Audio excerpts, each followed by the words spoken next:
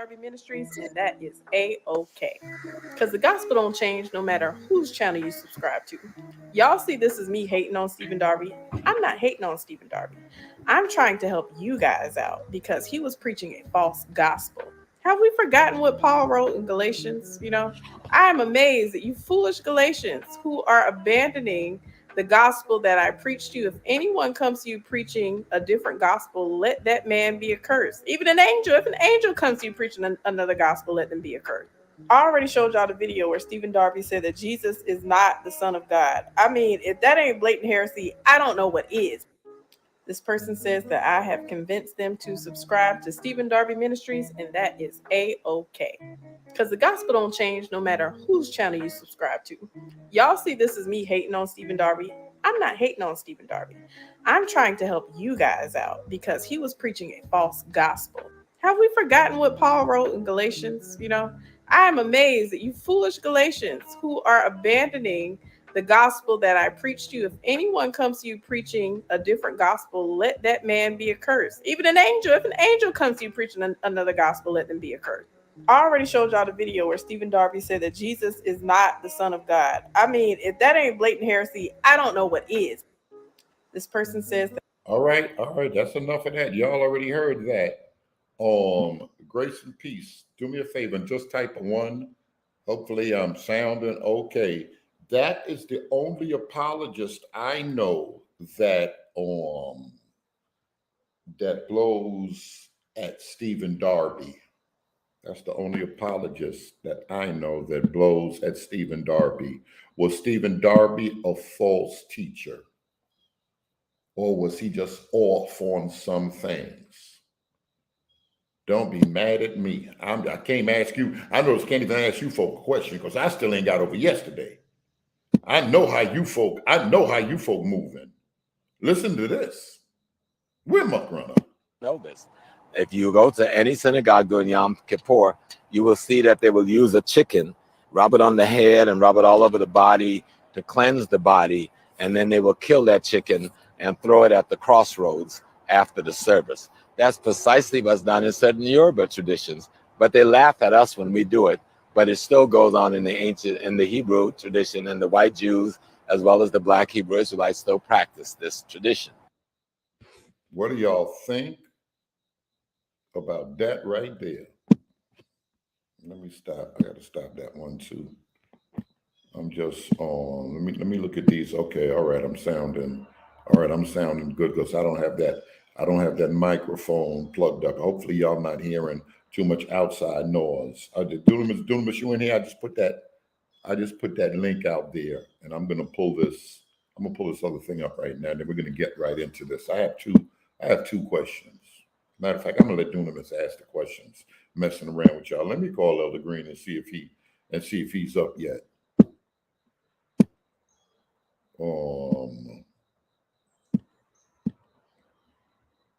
Okay, where is it?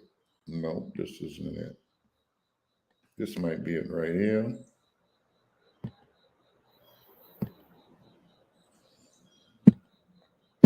All right, what we have here. Okay, this isn't it. All right, give me a second to set this stuff up, y'all.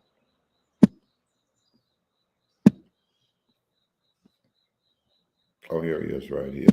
Go ahead. You got a screen, right? You got the screen open to pull up? Yeah, I'm pulling up right now.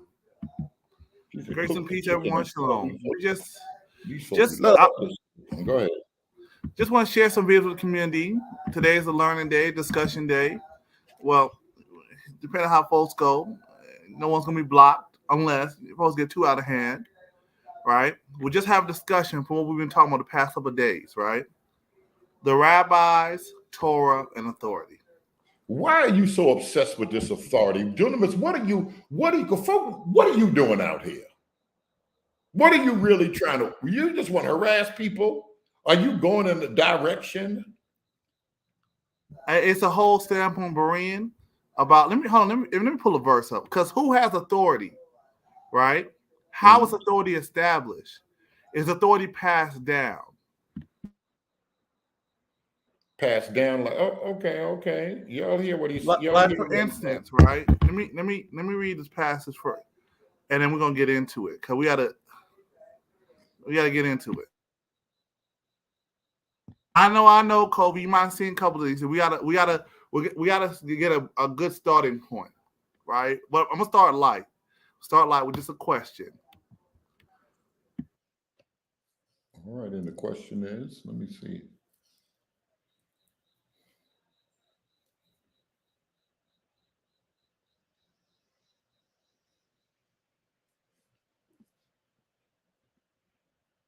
You know it's not playing, right?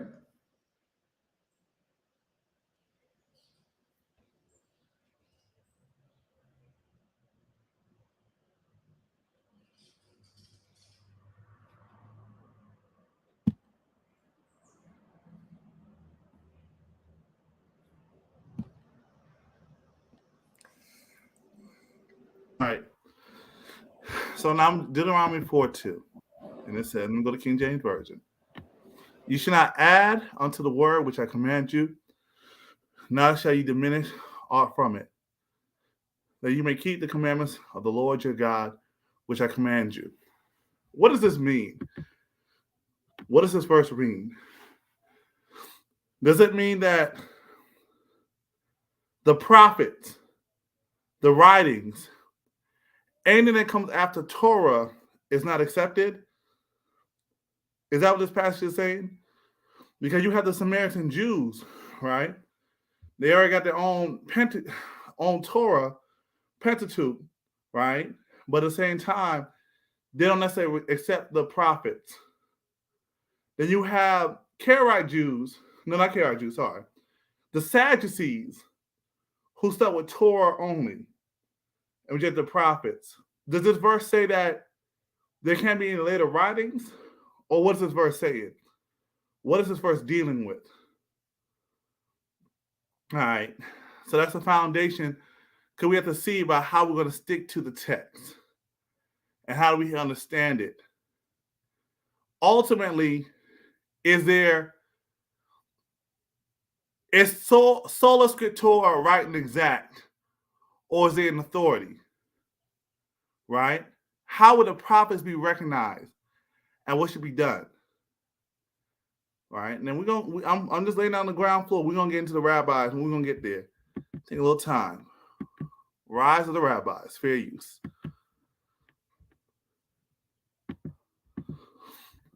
It's time now for us to just take a step back away from the political and military and to a certain degree social history of the era of the Hashmonaim, and I'd like to look a little bit more at intellectual history. In order to do that, we're going to have to expand the chronological scope of the period I'd like to cover. I'd like to take a look at the Second Temple period, which extends in the conventional chronology from the years 539, when the exiles returned from Babylonia under the decree of Cyrus that we described a little while ago, and began to rebuild the temple until the year 70 of the Common Era, which is a date normally associated with the destruction of the temple by the Romans. We're actually going to squeeze a little bit past that up to the year 200. So we're talking about a fairly large period of time right now, and I'd like to speak about some of the most important trends and two of the most important intellectual products of the Jewish people at this time, specifically the Midrash in next lecture, and then the Mishnah in the lecture after that. So let's think a little bit, though, about what's happening intellectually and spiritually in the Jewish population after the return from exile. We have a period of time now which is moving from a locus of authority in revelation, the high period of the great prophets that we described a while ago, and their direct access to godly intent, which then they would share with the people, whether or not the people would like it. And now we're moving into a period in which a lot of that text has been now recorded and is now in circulation. And this on top of the text of the Torah itself, the first 5 books of Moses.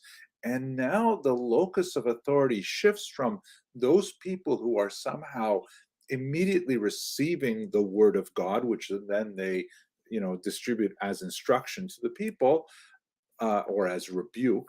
And now it has to do with people who can interpret the existing texts that slowly become canonized in this period.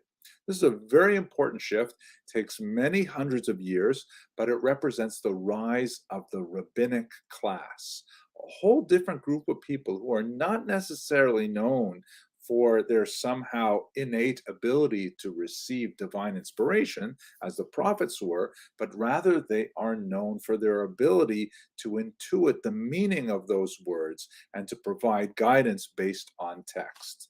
Now, a lot to say here. There's a lot of theology mixed in with history as well. I'm going to try and deal with both of these things in such a way that we can appreciate history as it develops on a human level, and at the same time understand a little bit about the way in which Jews understood these events on a religious level. Perhaps I should point out right now a beautiful passage that's in Shia Cohen's wonderful work From the Maccabees to the Mishnah, which covers the period that we're talking about today. He asks a great question there of, what is Judaism? Is Judaism like an ideal aspirational set of beliefs, and in particular practices, and the closer that a person adheres to that, that is normative Jewish behavior? Or do we say that Judaism is what Jews do, whether or not is connected to this aspirational ideal? The former question is answered best by a rabbi, which, by the way, I am not. The latter question is addressed more by a historian. And we will kind of be dancing between these two poles from time to time, as trying to understand both what Jews ideally wanted for themselves, and in particular, how the rabbis articulated what they wanted for the Jewish people.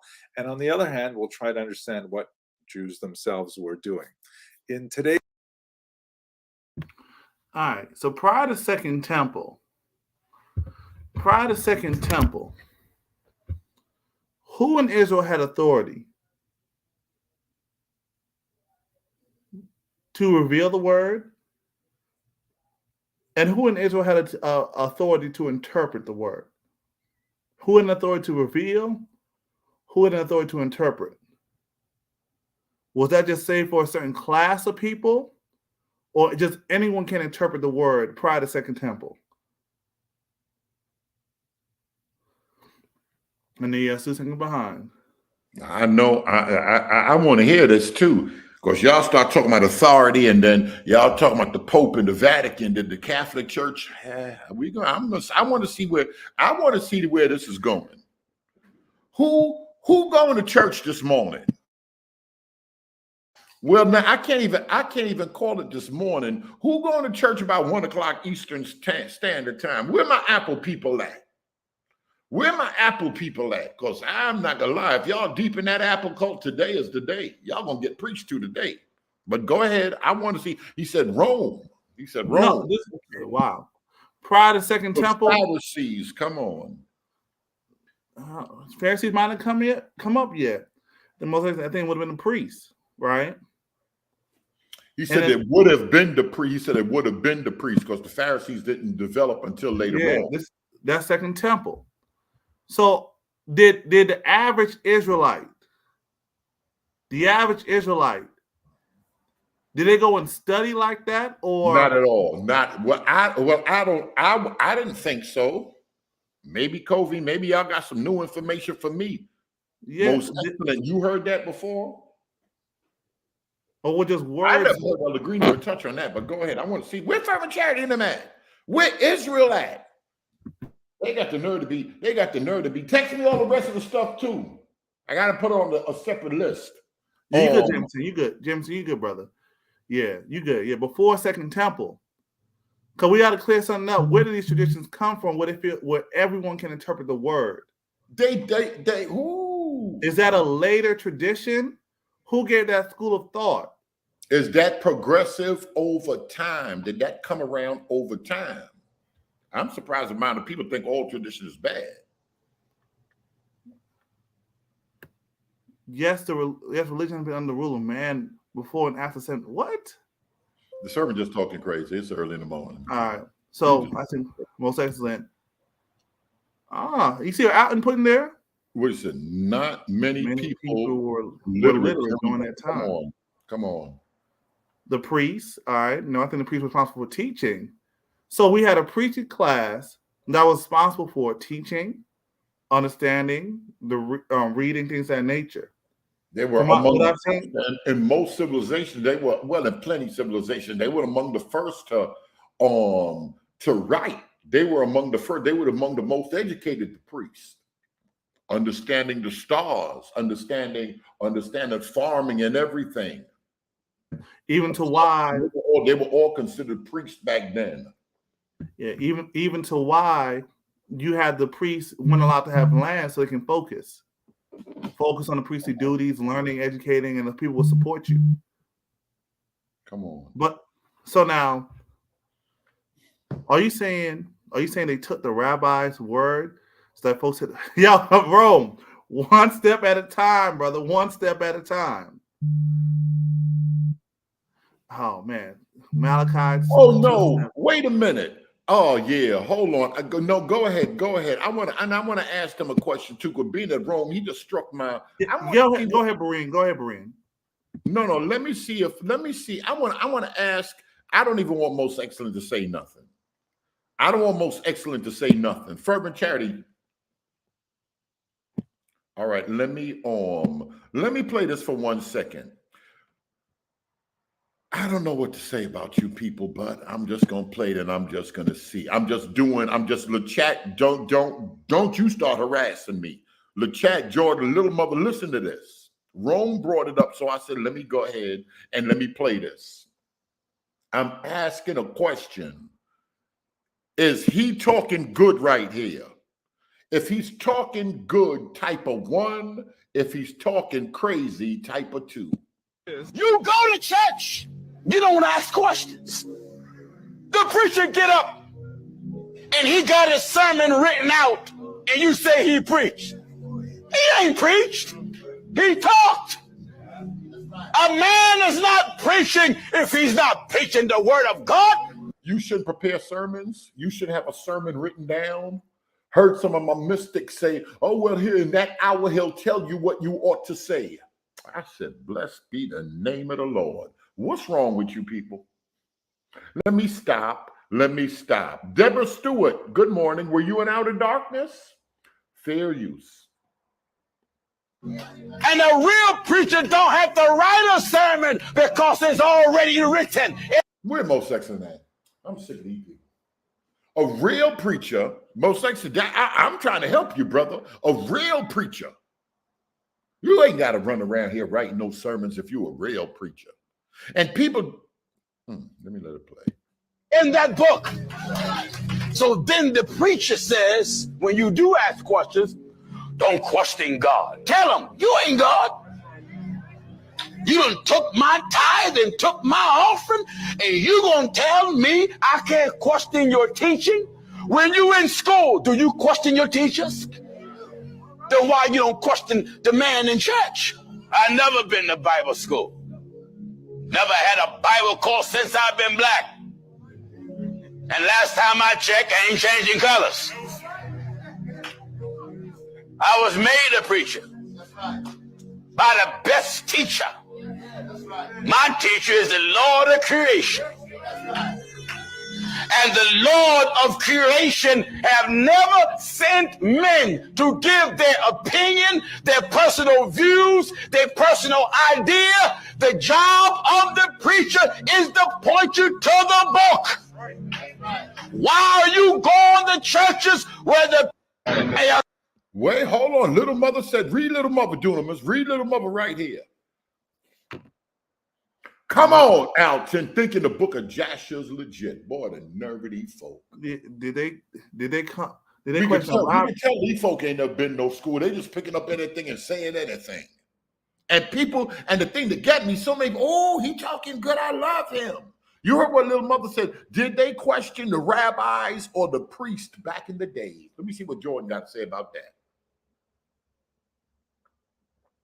And the whole thing put into the book, this goes down to authority. Does Geno Jennings even have the authority to interpret the book? Come on. Well, according to what tradition now? Now that's that. The Protestant tradition he does. Yeah. So, because the whole thing, he said he didn't go to school. So who ordained him? Come on. Who did he learn under? My people was just talking, and it was like, I'm like, yeah, so what's up with your your husband? And she was like, yeah, well, he just, visiting, moving around churches here to there. Some people, they just looking, you'll be surprised how many preachers just go, they do want to join the church to see if they could touch that microphone, and wherever's willing to use them, where they can touch that microphone, that's where they believe God got them. And that's beast in and of itself. Can you give out cards? How do you get engagements if you're a preacher? Not even a young preacher, just preachers in general. You'll be surprised how many people running around here. They just want the microphone. They just want to talk in front of some people and just, and just do whatever they do in what we call this preaching stuff. And a lot of these folk running around asking, well, what seminary do you go to? Where your credentials at? They want to know about credentials and all of this other stuff. What do you think about that, Dunamis? Especially at more and more churches, not even to be the senior pastor, especially at more and more churches they want to put people elders on to have credentials. I mean, there's a level of Berean. There's a level of Berean of when Paul came with letters. What did the letters What did the letters signify? Come on, that's back to that. Hold on, we said the temple today. I don't know, but Kobe, temple was an indication of how they did it then. Questions were asked, the scriptures were being read. Even when Ezra read, he had elders answering questions and explaining things. But Kobe, do we see this prior to Second Temple? Because, when Ezra's reading, they're trying to get things back in line. Make sure the interpretation's right. So that question and answering, is that a later tradition? Even the fact that when Ezra read, did they do it like that? Well, folks living in Jerusalem or living around Jerusalem, did they go to the temple weekly on Shabbats to study and learn, or is that a later tradition? And is that wrong? Is that wrong? Is that wrong? That's the beef. Is that wrong? No, I'm not saying anything wrong. We just got to make sure we have the standard correct as we're going around through it. You know what I'm saying? How do we view it? Because as and I'm gonna say it, Berean, Free Bruce would say, free the guys. Bruce would say, Eurocentric Christianity. Are folks having a more Eurocentric modern understanding of the text and how things should be done? And don't even know it. Yeah. Even with their standards and procedure. Because folks say want to get back to the book. Some of this stuff could lead to all of these different interpretations. Yeah. Go ahead, let me see. And then now, if there are different interpretations, as those conversations and interpretations were recorded, what would you call that book? If those conversations and years later, with the authority you're saying, later, those teachers die. Would you record the writings of those great teachers? I don't know. Let me call that. And then, Brian, what would you call it? Is there a name that we can call that book or idea of, I don't know. You wouldn't call it that. Kobe too fast. I believe y'all alone because they done hit me. They said, you, Elder Green, and I'm like, dang, y'all drag everything. I'd say one thing y'all gonna do, y'all gonna leave me alone, especially when it comes to Elder Mike and Elder Green. They're the pastors of the community, and y'all folk got to get your minds right. Y'all don't go to church. Y'all don't agree with everything your pastors do, but you go to a church because it's a good church. You have some fellowship there. You, Covey, and Elder Green are the culprits. I'm going to tell you the words, the culprits. And then I was talking to Elder Green, then he was like, well, you just got to stay in the middle. But the way the emails come in, you would allow them, Covey being one of the leading culprits with that education he got, you would allow them to come and put the torment on us. You know better, Brian. I said, honestly, I'd be like, who do these people be thinking? They just say what they, I'd be like, yo, we can't even talk. This is what America has come to. We can't even talk. They made it sound like I let you, COVID leader, and you and Elder Green push the atonement on the community. When we trying to have, from my understanding, we trying to have a discussion on what it is, where it comes from, and how it's been used. No. And there's also one more question. Who has authority? You go back to the same. Jeez Louise. Yeah. Who has authority? Because now I'm not pushing Talmud. I think I will just clear it up. It's a discussion dealing with all these interpretations, right? The first things first. There are certain folks who've come through say they don't accept the rabbis, right? Downplay the rabbis. The rabbis ain't got nothing for me. This and that, right? But this is my thing. You got to. Why is that? When you start dealing with rabbis, and the Bible says, "Call no man rabbi," most people think the rabbis come with European Jews. Those are the synagogue of Satan, the fake Jews. They're not even bloodline. So why would you even come talk about rabbi? And that's how come I ask who wrote them books? Who was Maimonides? Who wrote the Talmud? Who wrote Mishnah? Who wrote all of that stuff? Because them light-skinned Jews got a deep tradition, and it's deeper than y'all. Somebody said, well, we forgot who we were, and they stole it, so of course they're going to look like they're the real people. This is beef. Yeah, and so with that, now it comes to a question about, it's a lot of things we've been talking about all throughout this channel. There are folks who said there's only one truth, but then folks have different interpretations. So do we just cascade and say everything that not apart from the essentials, right? Apart from the essentials, that if you don't accept my view, that you're damned and you're a heretic? What do we do? Because we just understand the different schools of thoughts. Yo, that's them dudes over there. I can't even say it's like the Pharisees and the Sadducees, but it's because the Sadducees was like people involved. They were lawyers. They were involved in the courtroom, in the government, the ADA and them. They was involved in secular world, and they weren't really the religious leaders. The religious leaders were largely the Pharisees, and some Pharisees had different schools of thought, some rabbis, but they were all among the Pharisaical group.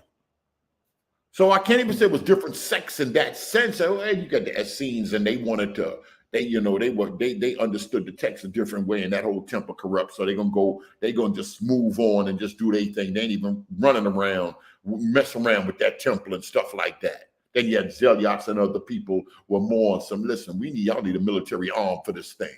Sakari and them. We got to, this is what this thing got to be.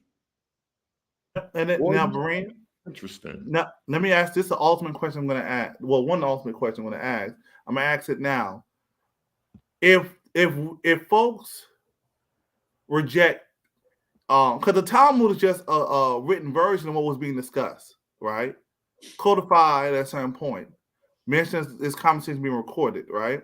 You think that was good? You think that was good what Covey said? Basically, that's like what this is. People see it 80 years from now. People see these videos, different people coming on the panel and talking, and we throwing things around. You think that was kind of like a good example? Okay, go ahead. In a way, but I think them codifying it was a response to Christianity to establish their authority. You know what I'm saying? Oh, he back with that authority. Yes, the Essenes thought the Pharisees were soft. Correct. Yeah. So then that's the whole standpoint in terms of interpretation. But the Essenes and other groups were beefing. But when the priesthood said this is the time we're gonna have to feast, ain't no other kind of talk going on here. Y'all can do that outside. No, you ain't finna play with that. You ain't finna play with that. So now, if these are conversations. Oh no! Wait a minute! No! Wait a minute! What? Were there two fervent charity? Alton, were there ever two simultaneous calendars moving together in Israel where some people would northern and southern kingdom, some people, I'm just giving an example, I'm asking a question, would celebrate the feast days maybe a few days apart from each other? A few weeks apart from each other? I don't know what beef Israel was doing when the feast day come, the feast day the same way wherever, all over.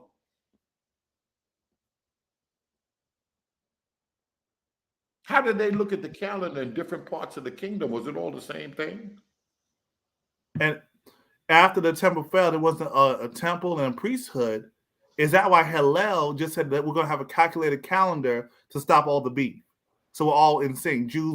Jews, Israel, worldwide, we all going to be in sync now. This is the calendar. So you can mean here, you can mean Dubai, you can mean Antarctica, but you know the calendar. None of this going back and forth, none of these debates, right? Because ultimately, Berean, this is one of the ultimate questions I'm going to ask. Because the Talmud and Mishnah are just recordings of discussion they were having, even during the time of Christ, 1st, 2nd, 3rd century. So now my question is, if folks reject the rabbis, right, not just their authority, but their writings, right, was the church fathers wrong for doing the same thing? From a tradition that they learned from the people they looked up to, that gave them the prophets that Jesus came from.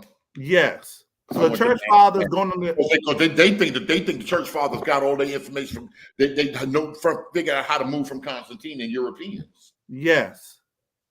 But if we're seeing a rejection, there might be a cultural understanding to deal with certain disputes amongst one another, but ultimately with liturgy, how to worship certain things. If folks are rejecting the Talmud, right, the Mishnah, because it's not like these are later thoughts. These thoughts are going on in time. And I'm excluding the parts that are blasphemous, right? Because there are people who come through and say blasphemous things too. Excluding but some people will say it's all one body of work, so throw it all away. All of the Babylonian Talmud. I don't know any. I'm trying to think if I know anybody in Christianity that respects the Babylonian Talmud. In Christianity, anybody that, well, I could like say with sex, with cults, and like the guy that they said got kicked out the Seventh-day Adventist, a researcher, he's gonna go with the Jews, Stephen Anderson and them. We're gonna use the Talmud to show that the Jews are foul and the Jews are wicked. Because I don't want y'all to think for one moment that it's just the black Hebrew Israelites that want to use the Talmud and talk about Jews are wicked and Jews are lying. That's Texas Mars. That's the other guy. And they'll talk about the Talmud and wickedness of the Jews. And these folk Christians. It's Christians that use that Talmud to show, look how foul these Jews were. Go ahead. I got to make this Home Depot list. Yeah. So now, again, if there's a rejection of it by Israelites today, understanding the works of the church father, were they wrong to do the same thing? Are we reading the works correctly? Are they rejecting Jewish people or traditions and liturgy? Because we see how we had a discussion dealing with the calendars, all kinds of discussions still going on today. The Talmud, there's different views and whatnot, right? Different interpretations. So it's just a whole standpoint about to not get into all these conversations. Were they wrong to just to dead the conversation, say, no, we just don't accept that, right? Would it be wrong? Would Jordan, would you allow your son to be married by a rabbi today, right? Or would anyone allow their children or themselves to be married by a rabbi? Why not? So in the first, second, third century, I thought Slick was on here yesterday. What I got to do to go to the block list to unblock again? And I asked the same question. No, because Slick was on here yesterday. How he blocked? Jordan, tell Slick just type in the text. Just type in the chat. Hold on, let me pull it. No, because he's not blocked. He should. Yeah, that's what I don't understand. He was on yesterday. Oh no, he came on under another name. No, but Jordan, just tell him to type in it. No, cause he wants bliss it by what he said. You talking about my question? I asked him question. Oh, Jordan, okay. Tell him just type in the chat. He shouldn't be blocked. No one's blocked. He might not know it. All right, let me go back to that. The block list is in. All right, go ahead. While you do that, I'm making this Home Depot list. Go ahead. I can hear you. I'm hearing myself. Yeah. No, okay, so I say, John said no because we want to be blessed by Jesus Christ. So in the first, second, and third century, were the church fathers wrong with having issue with folks going to synagogues and dealing with rabbis with legal disputes and things of that nature, right? It doesn't just go beyond culture, going to spiritual authority. Oh, I don't know. Everyone should be free now. Hey, good morning, Brother Brew. Everyone should be free now. Let me let this play. Those kind of things, right? We're just trying to deal with authority, and ultimately, what the church fathers' wrongs and how they did things, right? Being that we have the same kind of resolve now, right? So you have people who go to the rabbis for certain things, even spiritual needs. What should be done? Should those accounts be taken involved in the church? All right. Even what's that? All right. I'm gonna read two passages, right?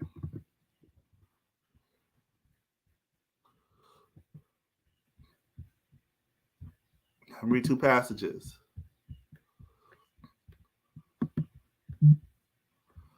All right. I wrote unto you an epistle, not to come to fornicators. You're not all, and I'm not calling people fornicators like that. It's just an essence. I'm gonna get to the point about who's and where. Not only in fornicators of this world, or with the covetous, or extortioners, or the idolaters. For then you must go out the world. I'm gonna go down to verse 12. Well, let me just read this. But now I've written unto you not to keep company if any man that's called a brother be a fornicator, covetous, or idolater, or railer, or a drunkard, or extortioner, with such and one, no, not to eat. For what I have to do with to judge them that are without. Do not ye judge that were within? But then that without God judges, God with them that are without God judges. Therefore, put away from among you yourselves that wicked person. So with this passage, are those outside the church, are those outside of Christ, right? They might keep to the old covenant. Let me phrase it like this. Are those, I don't know. Yeah, I don't know. This is wild. I thought everyone was on block. Are those outside of the new covenant, right? Are they in the world? Even if they're in the old covenant. Are those outside the new covenant? Are they in the world? Even if they're in the new covenant, or even if they're in the old covenant. Because now, for those matters, those inside the new covenant should not be those inside the new covenant that things are dealt with. Now, this is dealing with morality, right? And another passage I'm gonna pull up.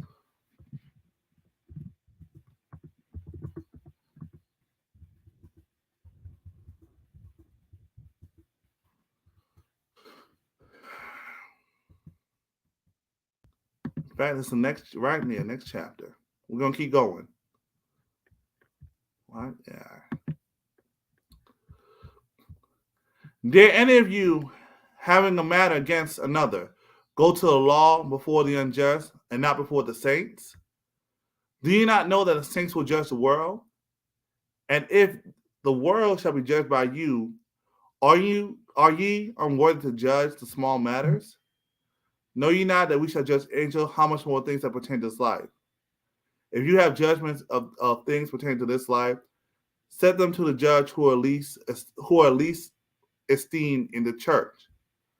I speak to you your shame. Is it so that there is not a wise man among you, no, not one, that shall be able to judge between his brethren? But brothers go to the law with brother, that and that before the unbelievers. Now therefore there is utterly a fault among you because you go to the law with one another. Why do you not rather take wrong? Why do you rather suffer yourselves to be defrauded? Nay, you do no wrong and defraud that your brethren. Know ye not that the unrighteous shall not inherit the kingdom of God? Do not be not deceived, neither fornicators, nor idolaters, nor adulterers, nor effeminate, nor abusers themselves with mankind, nor thieves, nor covetous, nor drunkards, nor revilers, nor extortioners shall inherit the kingdom of God. All right. So now, with this, right, Would it be an issue? Yeah, it's KJV because some folks just got beef. Some folks just got beef.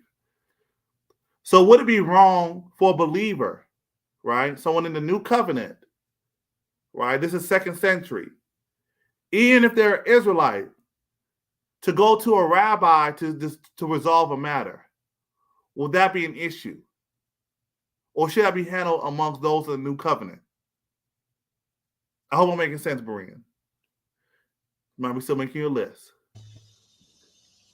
So I'm trying to read the. Oh yeah. I had so to now skip that's the whole standpoint. Would the church fathers be wrong, right? Are we reading their letters correctly? To where are they talking about the people or are they talking about the tradition, things of that nature? The rabbis. So, hold on a minute. He said he been typing in the. Yeah, I don't know. How was he on yesterday? He was on a different phone? No. He might not be blocked in StreamYard, but YouTube he might be blocked. But I thought everyone was on block. That's what I got. That's how you gotta hit me. I gotta try to figure out how to that's what I was trying to do.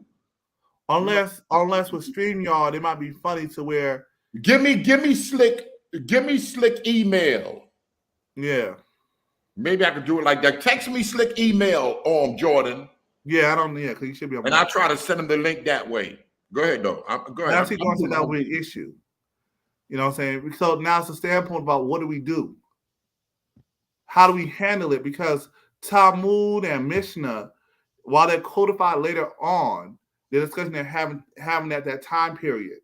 So what the church fathers wrong for dead in those conversations?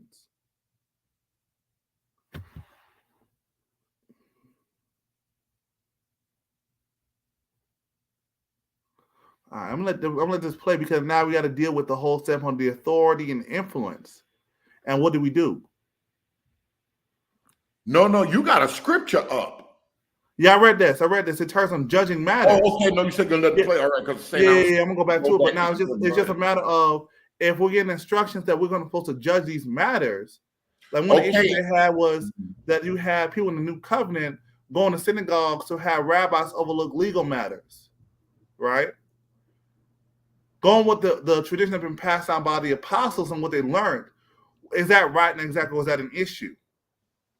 Because now if you have an issue, you have to go back to the rabbi. So now the matter goes outside of the new covenant community. So what do we do? So now the church father is wrong for saying, no, that y'all are wrong for doing that. Don't go there anymore. Even if you're an Israelite, you deal with us because you're a believer. Especially if you have two issues among the saints. What do you do? So those are the kind of matters in the 1st, 2nd, 3rd century, as things are developing, how should things be taking place? Are the reactions by the authority in Israel, the rabbis and whatnot, to which causes those in the new covenant community to take actions to defend themselves? But let me let the video play because we jumped ahead. I want to get back to the history because folks make it seem like, to me, there are certain folks who make it seem like the rabbis are just the fake ones, the converts, and it's a later tradition. But we got to understand how old the rabbinic tradition is and all that folks being influenced by it. One. So whereas they teach, are they teaching really Bible or are they teaching levels of interpretations that come later interpretation that come from the rabbis? And is that an issue? And then lastly, you know what I'm saying? Then lastly, who ultimately has authority? Because folks are going to say the Bible has authority, but where do you get that from? Is that something that was handed down from Israel? Or is that something we get later on with the Reformation? And so now, as folks are banging against Eurocentric Christianity and modern thinking, are they holding to modern thinking as well? Most people, I think I've come to learn that most people that's banging against Eurocentric Christianity, they got no depth of thought and they don't really they got a conspiratorial view of history. Me personally, the few people that I hear banging against Eurocentric Christianity, they can't really articulate it. This Christianity ain't that Christianity from back then. They don't really know how to articulate it, in my personal opinion. Go ahead. I know, and someone putting against oral authority, oral tradition. Let me play another video because we've seen this one. Let me play another video. I put it out there, Fervent Charity. I was still trying to work on that thing. I don't know. Apparently it's 2 block lists. It's one on StreamYard and then it's the YouTube block list. I'm trying to find a video on that. Maybe I got to try to start timing people out. I just go straight to blocking. Yeah. And now what we see, like the rabbi, as Esther's coming up, that's the rise of the rabbis, the synagogue, schools, more dialogue and discussion. So who saw this whole standpoint of multiple interpretations? More views. How you come on under the same name when I just said Father? God, I can't make this. No, Hey, look. You can come in the StreamYard. You can't block me for coming in the StreamYard. I can be blocked from your. So what's the problem then? I want y'all to see my comments. I be making some good comments. You feel me? I need them to be seen. But that ain't a reason why I came though. Came on, Brother Berean. Good. Zion Lex channel. This man is claiming he believe in Christ. And he did an Isaiah 53 breakdown last night, and I think it would be good for people to see this brother not Old Testament only no more. And he's saying he's sending a warning to all Old Testament only people. He coming to show them Christ. He believe in Christ now. That's deep. No. So I remember the bishop. I remember the other pastor that Morey said that they was working with him and this and that. And somebody said that a few weeks ago. Didn't somebody say a few weeks ago that Zion Lex accepted the New Testament or something like that? Yeah, he believed. He said he loved Paul. He said he loved Paul. He loved Jesus. He loved Jesus. He loved Jesus. Like I said, he did an Isaiah 53 breakdown last night on his channel. And maybe you can show a little bit of that today, but the breakdown is really, really good. I'm not gonna lie. Here's some time. I was impressed. Y'all go ahead and talk. I'm trying to look something. Go ahead. I got Zion Lex on my Yeah, hold on. Let me Come on, little mother, like them old school ladies. Come on.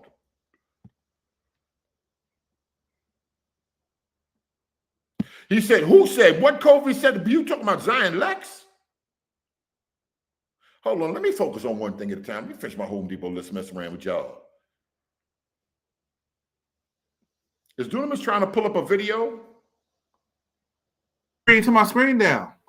Oh no! I just wanted to see. I wanted to see some. Some folk got to see you when you're talking. I wanted to see Slick because I thought he was finna talk crazy. Go ahead. My bad. I still believe in the virgin birth. We gonna pull it up. Let me let this play though, real quick, so we can stay on track to get a breakdown of the history and authority. Because ultimately, folks are against oral tradition, right? In what regards? Oral tradition in terms of theology or oral history in general? Because a lot of oral history is used for claims and whatnot. And at what level is the Bible? In what way is the Bible oral tradition before it's written down? Did the prophets write as they spoke, or did they spoke and it was written down later? I'm gonna let this play. Hey, yo, look at this. Most of what I bring on here. Wait a minute. Hold on. Don't play no video yet. Most of what I get here, as far as oral tradition and Talmud, I get from Zion Lex. He cold with the oral tradition. Oh, this can't be it. Hey, brother Berean, he went into that oral tradition on that Isaiah 53. I'm not. Hey, yo, that video. I was shocked. Berean, I was shocked. I'm not gonna lie. When that man broke that language down and that oral tradition, oh my God. Anybody that don't believe in Christ, in trouble, brother. You hear me? Jason Brown, that's a problem then. If they're going to, because Zion Lex black like me, and Covey light skin lighter than Elder Green. So y'all don't accept it from Covey, but now y'all hear it come from. Let me be quiet. Never mind. That ain't, never mind. Let me just go ahead and let me just go ahead and continue to observe before y'all start sending me hate mail. Sitting back out to listen to y'all and how y'all so displeased with me and how I'm moving over here, and I ain't blocked near nobody. Thank God for growth, because I feel some type of way. I feel some type of way. Go ahead.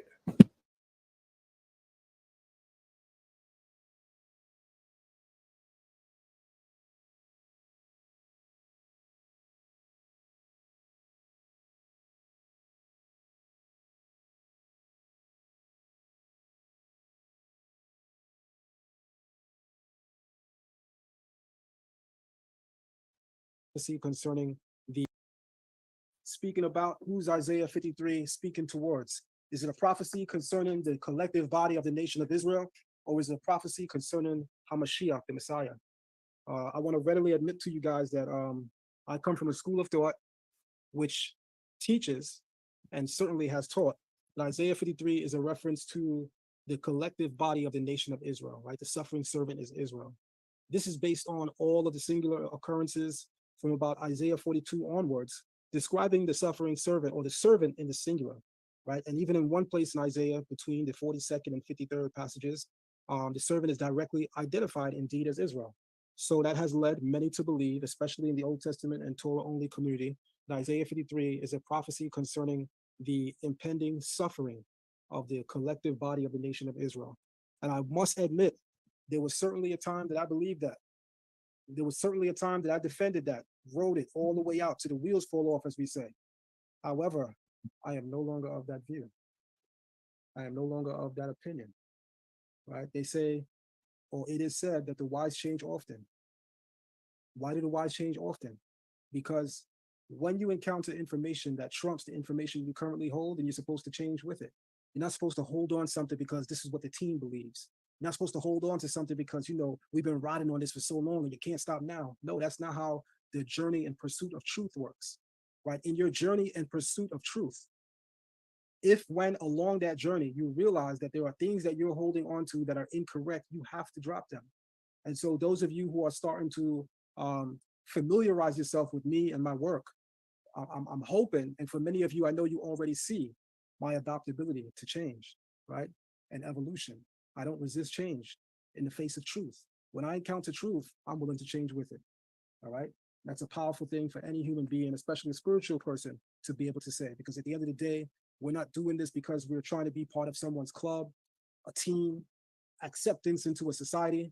I'm hoping that everyone is here for the truth, because if we're all here for the truth, then while journeying in that direction, if and when you encounter things that force you to realize that you've been holding on to things that are incorrect, then you must drop those things that are incorrect and you must forward with that which is right and exact.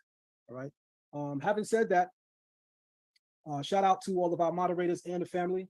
Shout out to my brother Gabriel, I see you, Uriah, Eddie Murphy Jr., Coco Orange, Donald. Shout out to your host, Ben Yisrael. Ty, how you doing, Ty? Beloved Ty, shout out to you. Chad, K. Israel, and many more of you. Please do family thumb up the video and share the live, because I have a lot to say this evening. I think you guys are really going to enjoy where I take some of this information. I just want to take a quick poll from those who are here present in the audience to ask you guys a question. Who is Isaiah 53 talking about? Is it talking about Israel suffering as a servant, or is it talking about the Messiah as a suffering servant? Can I take that poll real quick, guys, in the chat room? Who is Isaiah 53 talking about? You guys tell me.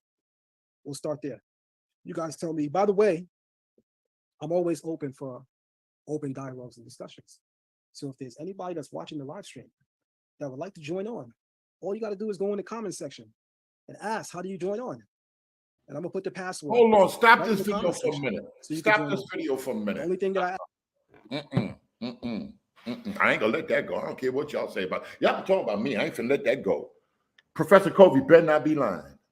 Professor Covey said all those books on Zion's left side is oral tradition. The right is the Kemetic stuff. If all of those are oral tradition, he's established in Israel as a leader, black leader, not the white fake. You know, y'all already know who y'all already know the doctrine is being taught. That's being spread around all over the internet. If he's established leader in Israel and all them books right there are oral tradition, most Fervent Charity got to come up here and explain something. Most excellent. Some of these Israelites got to come up here and explain some stuff. Let me call Bruce. Let me see Bruce even answer the phone messing with me. I ain't never had nobody in Out of Darkness then called them. I done blocked them. How you unblocked? Oh, you can still call somebody if they unblocked? I mean, if you got them blocked. Let me call Bruce, terrorize Bruce right now. Alton, that's beef. No. Zion ain't Old Testament only. They said he explained Isaiah 53 now. He know the suffering servant not to be the nation of Israel, but Messiah. That's traditionally how we have interpreted it. And we got that from Messianic Israelites in the first century.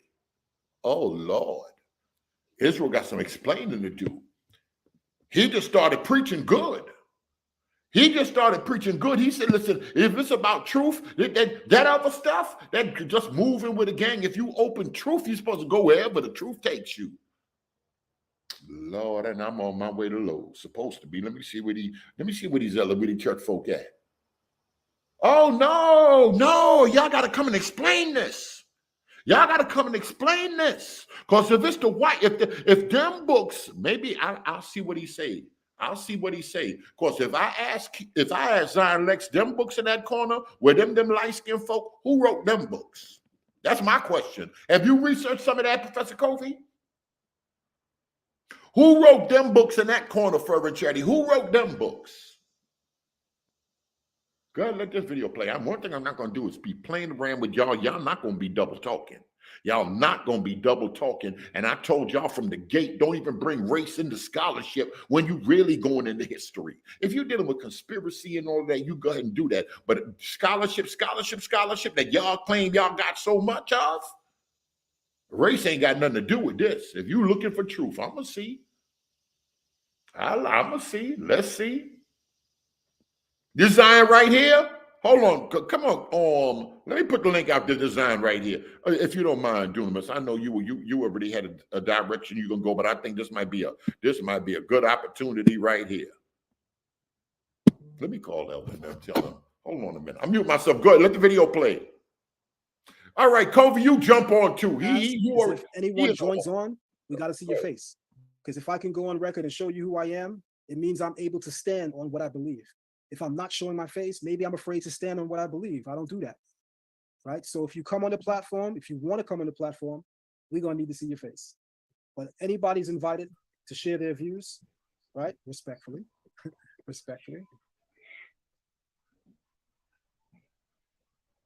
Grace and peace, Zion. You can hear me? Shalom, brother. Hey, shalom, brother Bareen. Can you hear me? Yes, yeah, you sound good, man. Good to have you on, fam. You talking good on here. I'm moving around because I'm getting ready to go to Home Depot, but my man gonna talk to you. And if hopefully you don't mind taking a couple of questions. We want to listen to some of your video, but it's good to get it directly from the horse's mouth. So I'm gonna be trying to put some stuff up on the screen because I know a few people got some questions. Go ahead, Dunamis. I mute myself. Yeah, shalom, Zion. This is Dunamis. Hey, shalom, brother. How you doing? Yeah, so if you just give a quick summary of your video, what are you saying with Isaiah 53, Israel and Messiah? All right, so I'm from the Old Testament community. I've been in that community since 1994 when I was 14 years old. And my teachers are of the thought that Isaiah 53 is a passage that is talking about Israel suffering as God's servant. And that passage is used in the Old Testament community to describe our current situation as Israelites. However, as I got older and began to do independent research apart from what my teachers were sharing with me, I started to clash with things that they shared.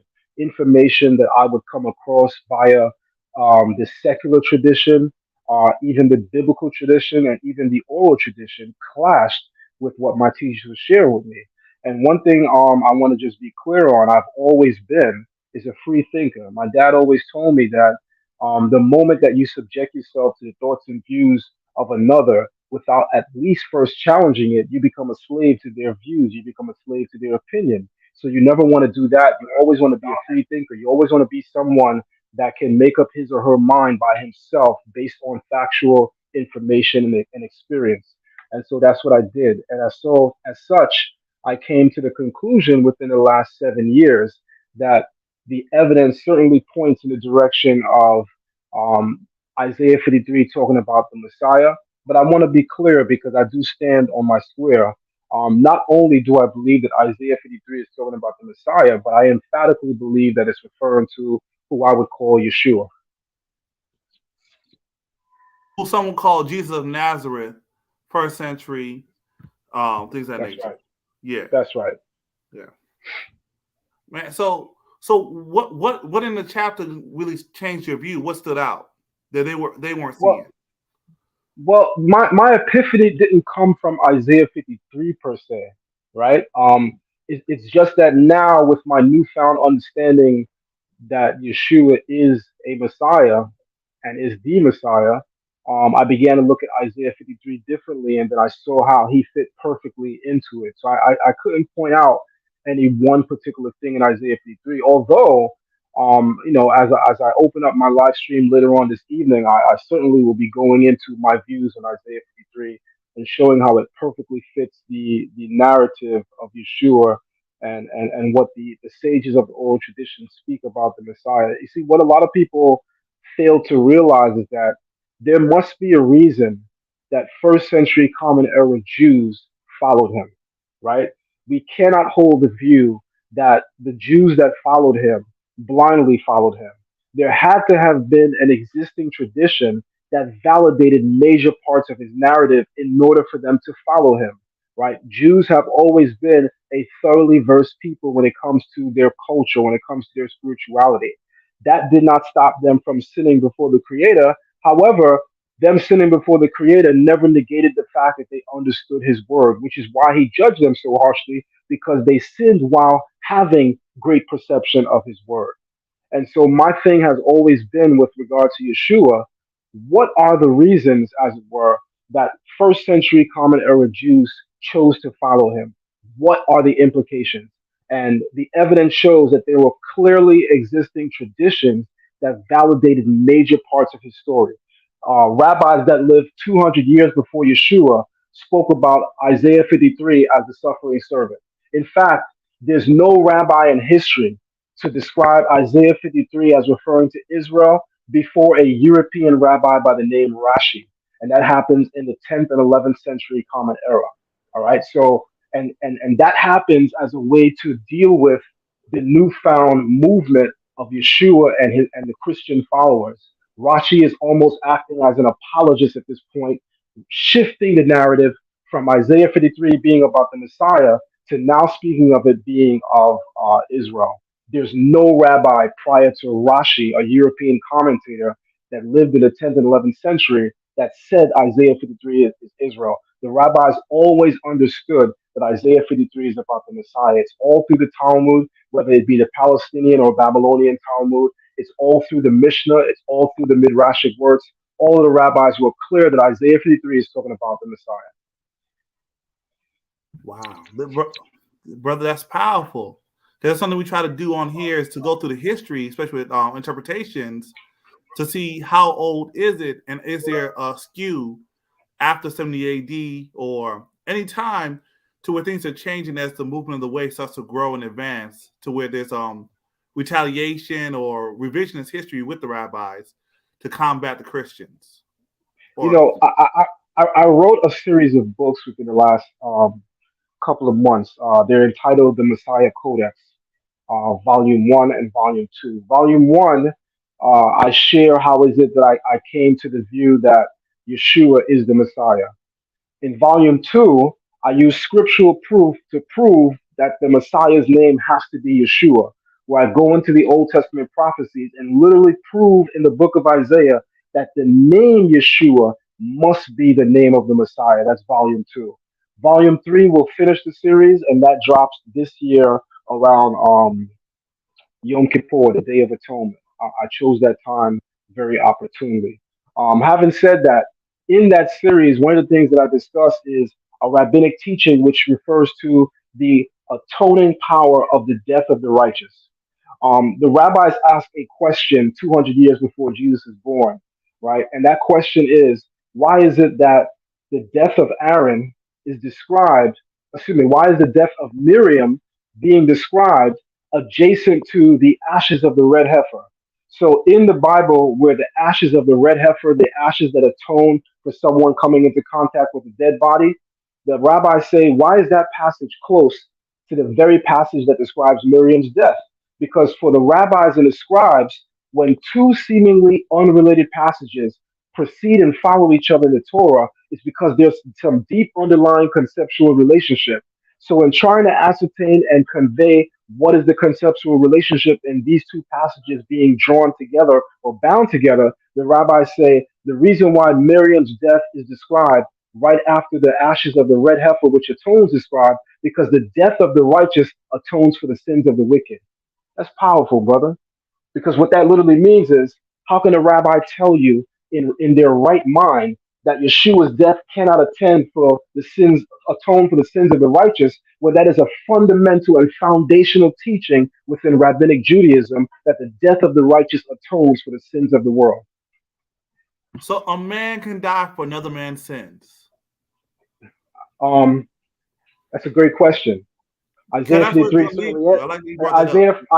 Isaiah 53 certainly answers that question, right? Because who is this person being described as being wounded for our iniquities, right? And crushed for our wickedness. And by the way, as I go in on my live stream tonight, I'm going to show that, because one of my expertise in the Hebrew culture is the fact that I'm a Hebrew grammarian and Hebrew linguist and etymologist. So I'm going to go into the Hebrew word that is used when it says that he was wounded for our iniquities. That Hebrew word is kalal. Kalal in Hebrew does not simply denote to pierce. It also denotes to give someone a fatal blow. And I'm going to show all of the scriptural passages where it's continually used to describe taking an instrument and killing someone. So it's not literally saying that someone was wounded, right, in the English context, because contextually speaking in English, if I'm reading literature and I'm reading that a soldier was wounded in war, there's no impression in that statement that tells me that that person died. Hebrew is different. That word kalal that's being translated into English as wound, the Hebrew word means to take someone's life. So that's what it's describing in Hebrew. It's describing that someone is being killed.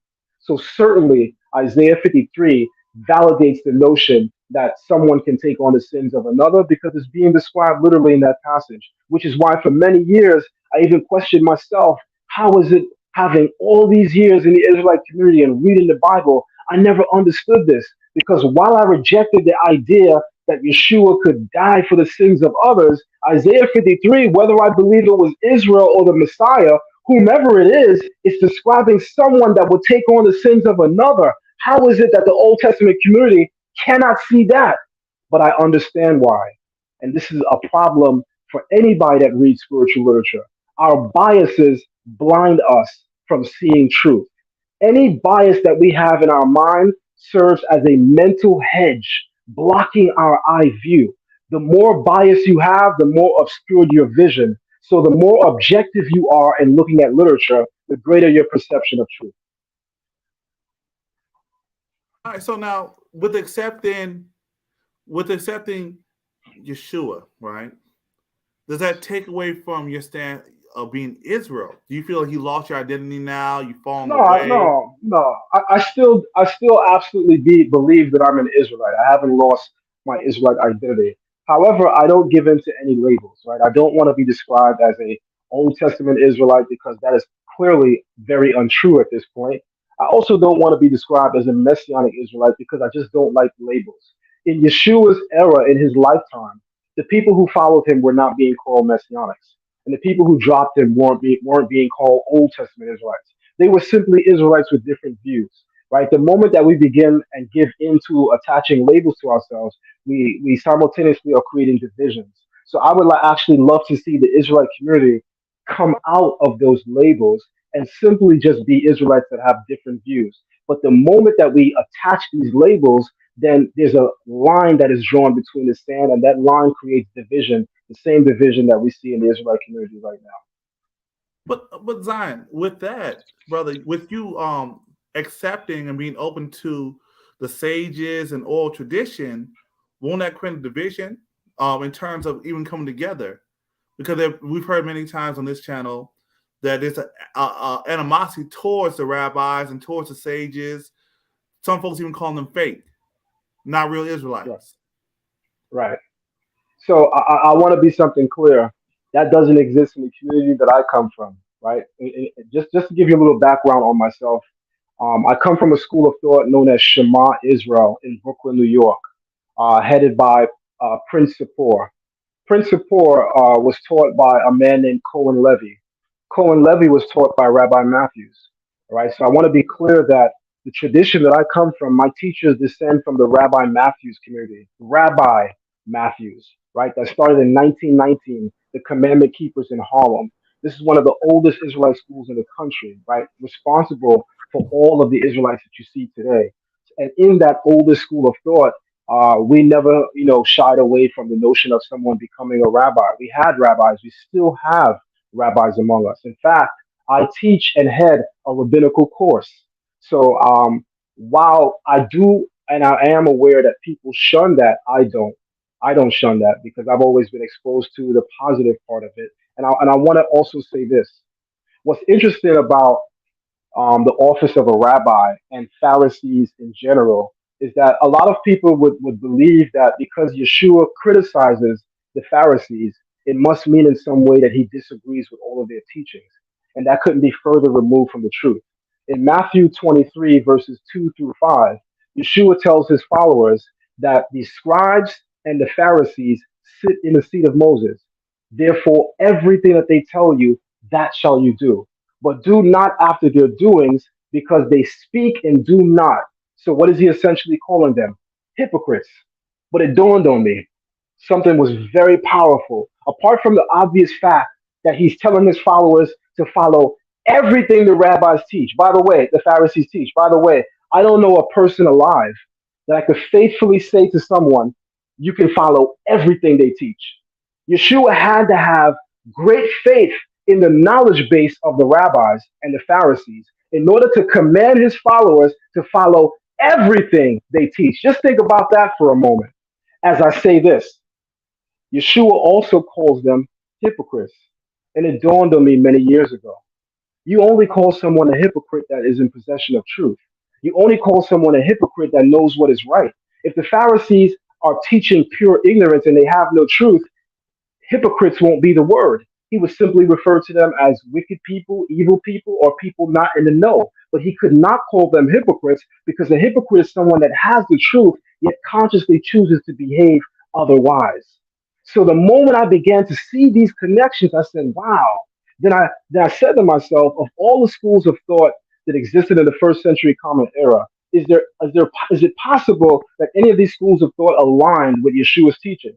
Now, of course, this is controversial for me to say, and I will still say it. The Pharisaic school of thought is mostly aligned with Yeshua's teaching. Remember, the Sadducees, who are the Zadokim, the Zadokite descendants of the rebel or renegade priesthood, they rejected the oral tradition. The Pharisees accepted it. The Pharisees accepted resurrection. The Sadducees rejected it. They don't believe it. Yeshua accepted resurrection. In fact, he himself resurrected and spoke of the fact that he would resurrect, right? The Pharisees who frame parts of the New Testament narrative, such as Paul, you'll notice that in the book of Acts, to get from Jerusalem to the Mount of Olives is described as a Sabbath day journey. You know, to most people who don't know rabbinic law and culture, that might have went over your head. But to someone like me who's been a student of the oral tradition for 25 years plus, I said, wait, if the writers of the New Testament completely reject the oral tradition, why are they here using it as a unit of measure? It's only in the oral tradition that you learn that you can only travel 2,000 amot or 2,000 cubits on the Sabbath.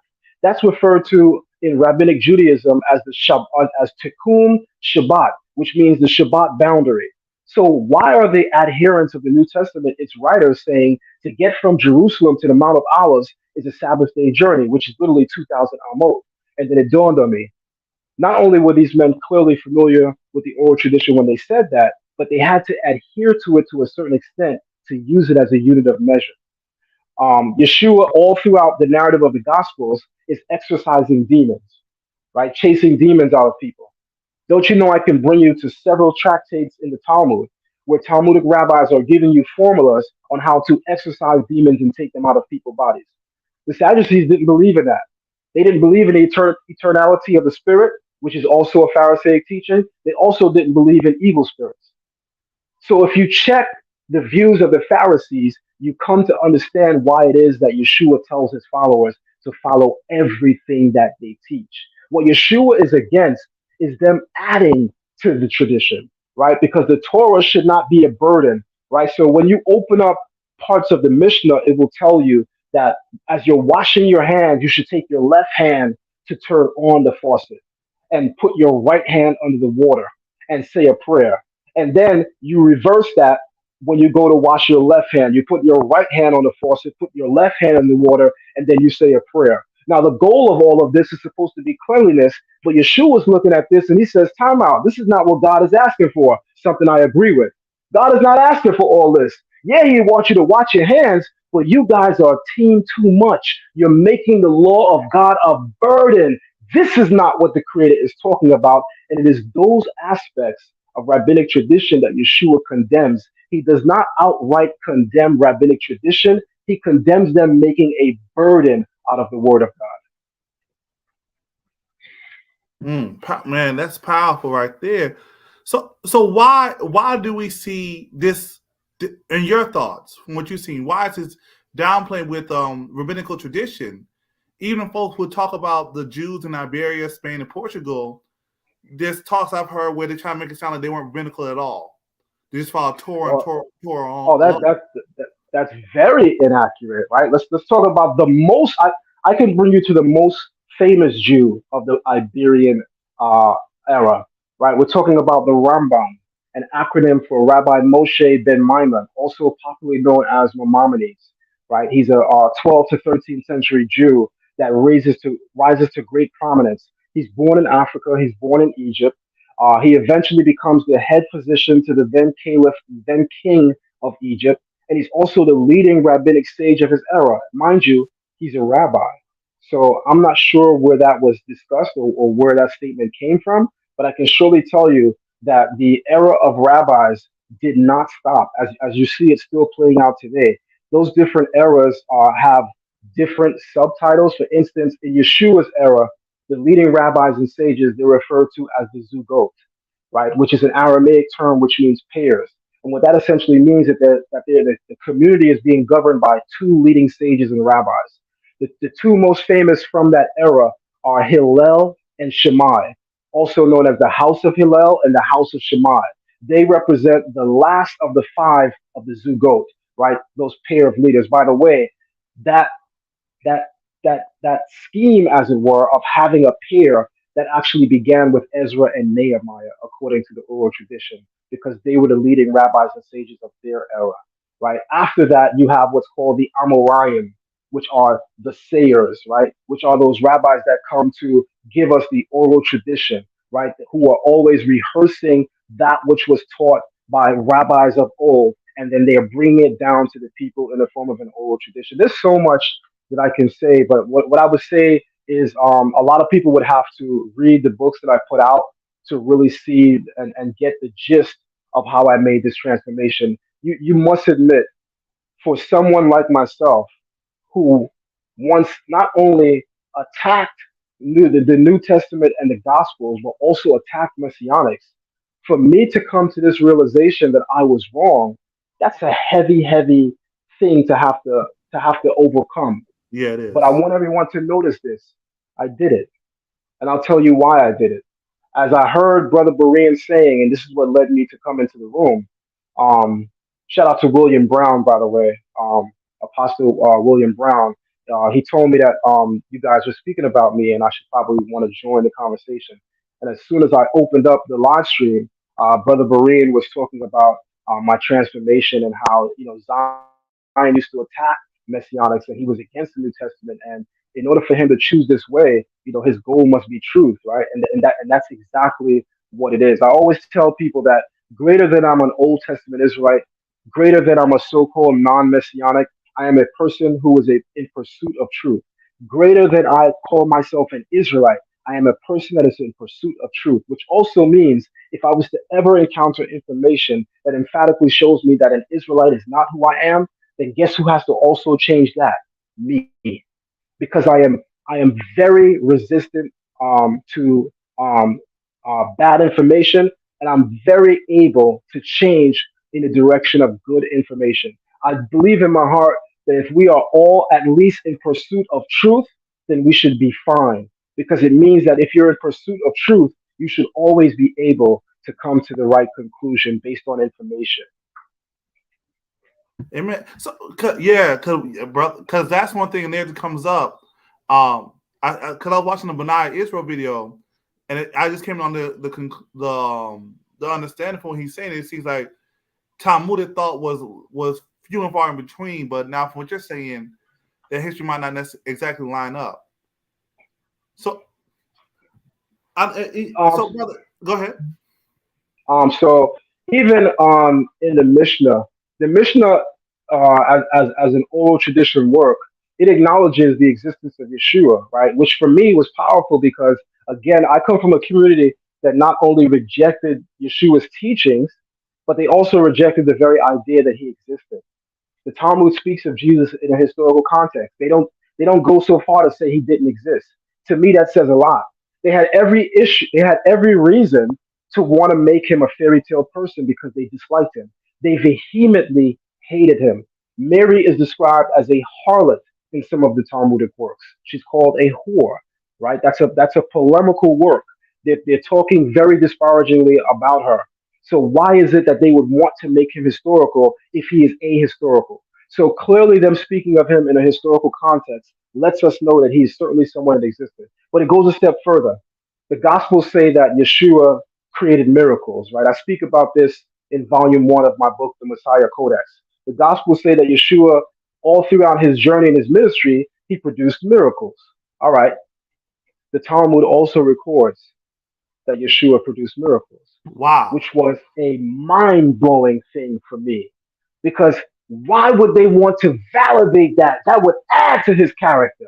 That would add to the greatness of his story. The only way that they can do that must mean that there had to have been several eyewitnesses, trustworthy eyewitnesses, mind you, trustworthy even by rabbinic and Pharisaic standards, that had to tell them they could not disannul the fact that this man worked miracles. Brother, when you understand that, the game changes. So Kobe's asking, why do you read the Talmud and other biblical works if they speak negatively of Jesus? So reading the Talmud, although it speaks negative of Jesus, should never want to discredit someone from reading the Talmud, and allow me to explain. And I hope this makes sense for everyone. Yeah, but you got to take your time. Take your time. Right. I hope this makes sense for everyone. I can condemn someone, yet still have great respect for something that they stood for, such as Yeshua and his condemnation against the Pharisees. Yet they're still the same people that he tells his followers to learn from. So what I find interesting about the Talmud's harsh and disgusting words about Yeshua is this: nowhere in the Talmud does it speak about people in the way that it speaks about Yeshua. Nowhere. And that was one of the key things that told me that there's something was up here. It's not typical in the Talmud to find rabbis speaking about someone like this. Even if you believe in your heart that someone's mom was a harlot, that's still someone's mom. So Talmudic rabbis, being held to high standards, would have went out of their way not to paint the picture in such a fashion. So what I drew the conclusion to understand is the rabbis of that era who were framing the Talmud, they had to have deep-seated vehement hatred for Yeshua in order to say some of the things that they were saying about him. It was the only way that they could validate why it is that they went against him, right? But that should not discredit the fact that they have so much knowledge of God's law. And this is why the oral tradition is studied, because it is the source for understanding God's Torah. That's why Yeshua, and think about this, because what I'm saying now is even deeper than what you asked me when you think about it. Because you're asking me, why is it that I study the Talmud, even though they say so much about Yeshua? But you should ask yourself this: why did Yeshua tell his followers to follow them when he himself knew they spoke so bad about him? Think about that. Yeah, So now a question about I think now comes the question about authority. So who in Israel, who has authority? Is it scripture alone? Is it the rabbis with scripture? Is it the apostles? Who has authority there? So if you go back to the book of Leviticus, right, scriptural authority has always rested in the hands of the Levites and the judges. However, this chain of authority changes by the Second Temple era because there's no longer Levites that we can find, right? Legit Levites or priests that we can find, and many judges are teaching and administrating and adjudicating for bribe for money. So what happens in the Second Temple era is the rabbis take on that power and assume that authority, right? And it's been that way since that era where the rabbis have that authority. But originally, the Torah grants the authority of the scriptures to the Levites and the judges among the people of Israel. So okay, so now rabbis have authority. So now in light of Yeshua and the apostles, how does anything in your view, does anything transition to where they have more authority now, or is it like shared? How should that be viewed? That's a great question. I wouldn't say that they have more authority, right? I certainly wouldn't say that because, again, what people have to understand is that where the rabbis of Yeshua go wrong is in rejecting Yeshua. But think about it. That was something that was prophesied, right? Isaiah 53 says he will be despised and rejected. Most people thought that that referred to the people. That clearly could not have referred to the people because when you read the Gospels, he had many followers. As he journeys through the land of Israel, he's attracting many followers. You cannot say that people of the land rejected him. He had many followers. He was rejected by the authoritative figures, the rabbis, the heads of the people. Those are the ones that despised and rejected him. Yet they still had great knowledge. So notice that in Yeshua's wisdom, he doesn't tell his followers, listen, because they don't like me, you shouldn't listen to them. Because that's stupid. Your mother, when she sends you to school, she never told you, all right, son, I want you to listen to everything the teacher says. But if you don't like her, then you have all permission to disrespect her and not pay attention to it. I'm hoping common sense is common sense. We all know your parents wouldn't tell you that. Your parents would tell you to keep to your righteous standard and to still listen to what they have to say, period. And that's what Yeshua does. With all the hatred that the rabbis have for him, that the Pharisees have for him, he never instructs his followers to see them as less authoritative. In fact, he commands his followers to follow what they teach. So at what point do we listen to Yeshua? Because he said to follow the Pharisees. The Pharisees teach the oral tradition. If he is completely against that, why would he tell you to follow them, the same people who teach it? Have you thought about that? Okay, that's a good point to bring up.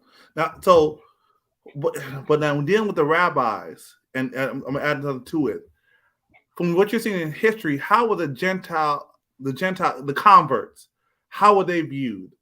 And weren't there some converts who became rabbis? Didn't Idumeans and Edomites Yeah, take over the priesthood, all that kind of stuff? yeah. If you So can dig let's be on clear. that, yeah. All right, so let's be clear on something, right? In the Israelite community, there are many different thoughts and views, and sometimes this is treated by people who are not Israelites as something crazy. Like, look at all these Israelites and all these doctrines that they have. But unless you know, I'm living on another planet, several doctrines exist among Christians and Muslims as well, right? So it's not a unique Israelite thing. So you know, I simply say that to say that while there are so many different views in our community, I don't want anyone to hold me to the views of all. I don't believe in the 12 tribes chart. I don't believe that salvation is only for Israel. I don't believe that the white man is the devil, nor do I believe that the white man is Esau. Right? When you look at the Israelite community, you cannot treat us like, you know, we're just this one monolithic group that all share the same views. If you do that, you're going to be let down, disappointed, and possibly even embarrassed when speaking to some of us who are far more astute than the grand masses. All right. Some of us are very well studied and don't carry that ignorant rhetoric that you're seeing and hearing on the street corners. So, what am I ask? Are Ashkenazi, first converts, and hmm what's your take on Ashkenazi in 1948? Are they just fakers who stole the identity from the black Jews and all that kind of stuff? All right. So when you say Ashkenazis and you say the year 1948, there's a huge disconnect there. Ashkenazic Jews have been around since 740 Common Era. 1948 is the creation of the state of Israel. It is not the creation of the Ashkenazic movement. You have rabbis being described as Ashkenazi Jews long before 1948. So I just want to point that out. Yeah, thank you. Rashi himself, who lives in the 11th century, is described as a Ashkenazic Jew, and that's the 11th century Common Era or AD. There have always been converts among us, especially the Second Temple era, right? Even the book of Esther tells you, I believe it's Esther chapter 8, that the people of the land confess themselves to be Jews. We have always had converts among us. Some of those converts rose to great prominence. One of them is a man by the name of Rabbi Akiva. Rabbi Akiva is not an Israelite. He's a convert, but he became an esteemed and powerful rabbi in his era. So much so that people believed him when he said that a upcoming Israelite leader, a powerful military general by the name of Bar Kokhba, he believed that Bar Kokhba was the Messiah, right? For those of you who are familiar with the first and second era, common era, the Bar Kokhba revolt was led by a powerful Israelite, a powerful Jew, and a lot of Israelites believed that he was the Messiah because of the views of Rabbi Akiva. Rabbi Akiva is a whole convert, but that didn't stop the people from believing in him. So I want to be clear. If we study the history of Jews and Israelites, it should be clear that converts existed among us and they had great respect. Now, I have relationships with rabbinic teachers here in New York City. For those who know my history, I've spoken at rabbinic synagogues here in New York City. I was the one that introduced Rabbi Harry Rosenberg to the Israelite community. No one knew who he was before me. All right. Rabbi Matthews and the Commandment Keepers, he was part of the board of rabbis here in New York City. So a lot of people, the question that you're asking tells me that either you or many just simply don't know the full history of at least the Israelite community. Because if these things were known, that question wouldn't even be asked. And the reason I bring this up, brother, because we have a lot of people come through, and there are a lot of folks who have a camp leaning, even if they're not in a camp. So I'm asking to clear up the history because a lot of folks will bring it out, but there's a sense of disbelief, and a lot of times we'll play different videos. A lot of them come from folks of a lighter skin, so it's like a level of disbelief to where, no, that can't be true. Yeah, and so I don't have that disconnect. Yeah. One thing about me, I believe that righteousness is a spirit. I believe that being an intellectual and wise is a spirit. I don't believe that those are skin colors, right? That means wisdom can come from all people. In fact, in the oral tradition, a question is asked. The rabbi says, "Who is wise?" And another rabbi answers and says, "He who learns from all men." Think about that. The question that is asked in the oral tradition is, "Who is wise?" The answer given in the oral tradition is, "He who learns from all men." Think about that. All men? Well, among humanity, there exist good and evil people. You mean that I can learn from evil people? Of course you can. What could an evil man teach me? He can teach you to not be like him. You can observe his ways and understand not to fall in those pits and those paths. You can see the wrong decisions that he made and know not to make them. My father said to me years ago, "What's the difference between a smart person and a wise person?" I said, "Is that a real question?" He said, "Answer the question." I said, "I don't know, Daddy." He said, "A wise person learns from his mistakes and his experience. However," he said, "a smart person learns from his mistakes and his experience. The wise person learns from the experiences of others." In other words, a smart person has to go through things in order to change. A wise person, all he has to do is simply sit back, look, and observe, and he'll know what not to do and what to do without even having gone through the experiences. So I simply say that to say, when we consider the notion in the oral tradition, who is wise, he who learns from all men, you should know that righteousness does not exist solely among melanated people, nor does wisdom solely exist for melanated people. In fact, we have a tradition that says Israel went into captivity for one of two reasons: to give and to receive, to teach and to learn. Every single captivity that Israel has gone into, there's been things that we gave them intellectually, and there have been things that we received intellectually that we benefited from. So that every single captivity that Israel has ever gone into, two things came out of that. Nations learned more about our God, and we learned more about facets of truth that we had not further been exposed to. So then that means every single captivity that Israel went into, not only did it edify them in spirit, but it also edified their wisdom. That's powerful right there to showcase them being light to the world, to the Gentiles. And still there's things they can edify themselves and learn come from outside. That's good, brother. So now there folks been asking, from what you're understanding now, what's the gospel? What's the breakdown? Someone to ask you, Brother Zion, what's the gospel then? What's the good news? The gospel is powerful, man. It's the good news. It's the heralding of the proclamation of the Messiah. We read about the gospel in the Old Testament. No, he did not say that. We read about the gospel in the Old Testament. The book of Isaiah 40 speaks about the herald standing on Mount Zion to proclaim the Besorah. So that's why we got to learn the language, right? The Hebrew word that is translated as gospel, good news, is the word Besorah. Isaiah is talking about that starting from the 40th chapter, right before he goes into talking about the Messiah. But we don't read the language. So because we don't read the language, there's a huge disconnect. The gospel of the New Testament is first announced in the Old Testament in Isaiah 40 when he speaks of the Besorah, which means good news in Hebrew, and that's why in Greek the term gospel is used. Hold on, with the language, so quick side question. So then what's your thoughts on Lashuan Kadash? Made up and fake. Wow. So don't forget, there's a video circulating for the last 3 or 4 years of an Israelite elder telling you that the 12 tribes chart was made up. yeah. A lot of people are unfamiliar with that. All right, a lot of people are unfamiliar with that Israelite elder. That Israelite elder is one of my teachers. He just passed 2 years ago. His name is Chief of Chiefs, Chief Naphtali. He comes from the Rabbi Matthew School of Thought. He knew Abba Bibbins, the guy who started One West from since he was a child. They knew each other. And so in our community, we've always understood what Hebrew is from what Hebrew is not. Lashawan Kodash is a horrible way to represent the Hebrew language. Anyone speaking Lashawan Kodash, I already know that they have no understanding of Hebrew. In Lashawan Kodash, 2 vowels exist. That's I and Ah, which is crazy. Hebrew is the source and origin of all languages. Hence, in our tradition, we speak of Hebrew as being Sefat HaEmet, the language of truth. We also speak of it being Sefat HaDeria, the language of creation. Hebrew is the source of all languages. So if Hebrew is the source of all languages, how could it be remotely possible that we only have 2 vowels, while in every language in the world there are several vowels? If all language comes from Hebrew, then you should be able to see all facets of everyone's language embedded in the Hebrew language, which you can.